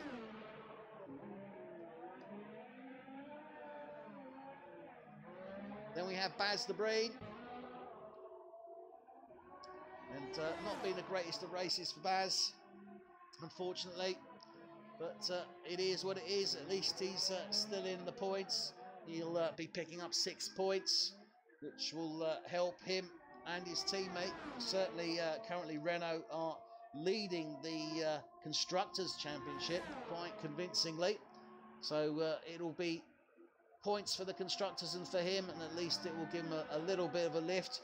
They're currently in 4th and 5th, John Donkel and Baz de Breen, and I would suspect that they certainly would maintain those places at the end of this race, albeit there'll be a number of drivers that will be somewhat closer to them. Then we have Guido Airshine, he's in P8, he's having a bit of a fight at the moment with his teammate Marco Pullen, and indeed Marco gets ahead of him on the chicane of 13-14, taking that P8 place and pushing Guido Airshine to P9. So certainly no team orders there at Force India, or as they're known now, for 19 Racing Point, but we won't come on to that until July, August.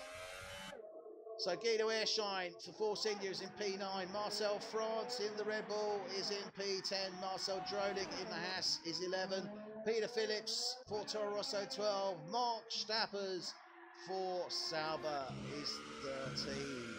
Right, 7 laps remaining now for this race.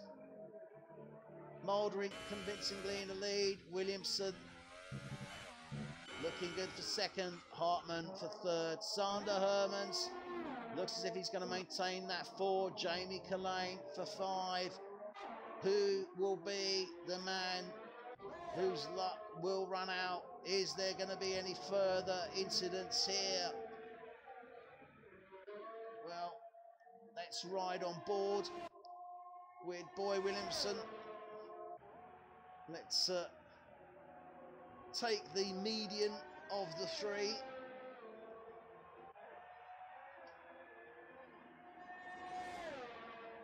You can see Damien Hartman in the background there. And Damien is actually closing in, interestingly, I think, on Boy. So could we see a challenge? And Marco Pullen picking up the 3-second time penalty. Could we see a challenge possibly from the Ferrari back on the Mercedes? Remember, Boy Williamson took that place from Damie Hartman a few laps ago.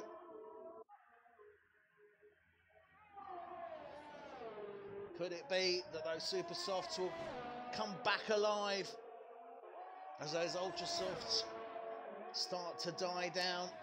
Let's not forget, he's got 7 laps. That means he will be doing 23 laps on those ultra softs. So it's every possibility that we could see Damie Hartman start to change. But that said, Boy Williamson has responded and opened up that back gap again. So it's back over 4 seconds. So maybe he was replenishing his ERS and now has decided to use some of it up. And indeed,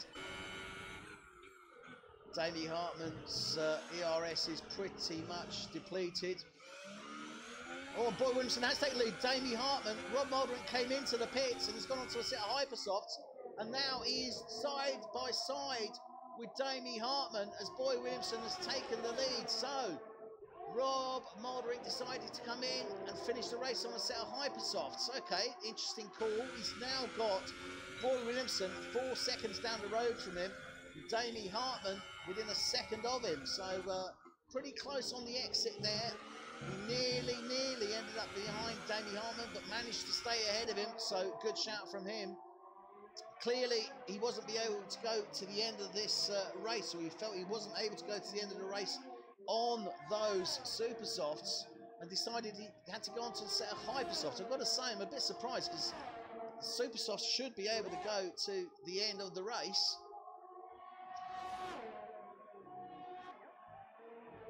Well, now it's a question of how quickly can he close that gap on Boy Williamson, because Boy Williamson has now taken the lead of this race. You can see Boy Williamson there just exiting turn 2 as Rob Mouldering was coming into turn 2. So let's stay on board now with Rob Mouldering, because this has certainly mixed it up for the closing stages. 4 laps remaining. Boy Williamson now needs to stay ahead of this Sauber. And I've got to say, they're pretty equal on their ERS. So with that in mind, this is going to be down to raw power. Remember, neither of them will have DRS on that straight. Certainly Rob Mouldering hasn't closed the gap down sufficiently as yet to do that. And he needs to do that now on this next lap. Or at the very least, lap 68, in order to stand a chance of actually finishing in that P1 position. Don't know if I think he made a little bit of contact with the wall there. So this is very interesting indeed. This has definitely mixed it up. I've got to say, I am somewhat surprised. Maybe he picked up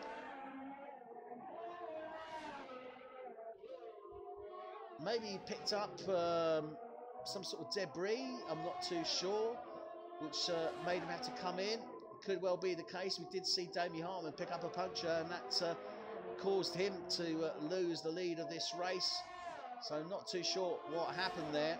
Clearly it was just a tyre change. Certainly time taken was not sufficient for anything more than that. And that was what Rob Mouldering was looking to do, was try and open that gap as much as he could. So whether he was aware that he was going to have to come in, he must have been. So it must have been a scheduled pit stop. But he really now needs to get on the back. He's closed down that gap, certainly, to Boy Williamson, and he will have DRS if he maintains this for lap 68, and that's what he needs to do, because he needs to get past this Mercedes. Oh, and this is really close now. 2 laps remaining of this race, and we got a real fight on our hands for that P1 position between Rob Mouldering and Boy Williamson. They are nose to tail at this moment in time. Advantage is Rob Mouldering. He's on a fresh set of hypersofts. Boy Williamson is on 20 lap old ultra softs. He's probably reaching the end of those. He's got to be, I would suspect, probably on about 60+% wear on those, so his grip will be affected. As they come down to turn 10, Rob Mouldering now is within DRS. As they exit 10, round 11. He's getting closer and closer, 3/10 off the back of him now. Round 12, he's got DRS. He's going to easily make the move. Boy Williamson trying to go defensive. No, he is on the side of caution through the chicane. He's got a lap remaining. Second DRS point to give him the opportunity to close in. Can he do it? Round turn 2. Taking those apexes, really going wide there. Build up the speed on the exit. Boy Williamson nice and tight. Round turn 2. As they come down to 3, 4 now. Watch that debris on the left-hand side. Round 5. Through 6 and 7. Curving straight down now to the final 2 turns of the middle sector 2, round 8, 9. Boy going a little bit wide there, hitting the dirt as they're coming down to turn 10 into the final sector 3 now. What can they do? Look at this, and he is absolutely nose to tail. He is staring, breathing in those exhaust fumes before the DRS. He gets alongside him, makes the move cleanly. Look at that, great run there from Rob Mouldering.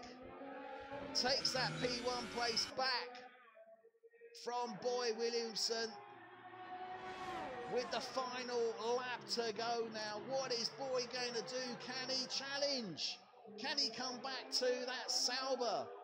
Well, I don't know what's happened here, but while we were watching that action, Damie Hartman has dropped behind Zander Hermans. So Zander Hermans has made the move on Damie Hartman, and undoubtedly he was on the end of that lap, 69 on that DRS straight. What a fantastic run here from Zander Hermans. He's up into P3. Those hypersofts did last. He's on the final lap now. What a fantastic run from him. This is really going to put a big old smile on the Toro Rosso driver's face as he's coming round to the final sector 2 of his race. Just about to start the final sector of the final lap, Zander Hermans. But as we say now, Rob Mouldering comes over and he will take the win for Sauber. Boy Williamson in the Mercedes comes second. Zander Hermans now coming down the Casino Straight into the final 2 turns will take third place on the podium for Toro Rosso. Damie Hartman will take P4. Sorry, Zander Hermans, due to points, loses that P4 position. It's actually Damie Hartman that picks up the position, but still, what a fantastic run there. Damie Hartman picks up P3. Zander Hermans, great run from him, P4. Jamie Collane, rookie driver, takes P5. John Donkel for Renault takes P6. His teammate Baz Lareen takes P7. Marco Pullen for Force India will take P8. Guido Airshine, his teammate, P9. Marcel Dronig for Haas, 10. Marcel France for Red Bull, 11. Peter Phillips for Toro Rosso, 12. And Mark Stappers for Sauber, 13. Well, what a fantastic race that has been. And what a great result there for these drivers. Damie Hartman still manages to get on the podium. Important points for him. So there you have it. Rob Mouldering for Sauber takes the win here at the Gilles Villeneuve circuit for the F1 tonight. Canadian Grand Prix of season 5. Great result from him. And then Mercedes driver of Boy Williamson takes second place. And Damie Hartman for Ferrari takes third. Sander Hermans for Toro Rosso takes fourth place. Jamie Collane for McLaren takes 5. 6, John Donkel. 7, we have Baz de Breen. Not the greatest race, unfortunately, for the Renault drivers, but such is life. What can you do, as they say? And then we have the remaining drivers as they come through. We have Marco Pullen, Guido Erschein, Marcel Dronig, Marcel France, Peter Phillips, Mark Stappers, John Musk, Seb Bogart, Martin Parder Cooper, all DNF'd. Well, I hope you've enjoyed the race. Obviously, this evening I've had to broadcast on my own. It's been a sad, lonely affair, but such is life. Hopefully next week we will have my colleague and co-commentator back in the commentary box with me for the French Grand Prix. So next week, the French Grand Prix. Get tuned in. That's for the 18th, Thursday the 18th of April, 2030, 8:30 Central European Time, 9:30, 19:30 UK time. We look forward to seeing you next week for the conclusion of race 8. Thank you and good night.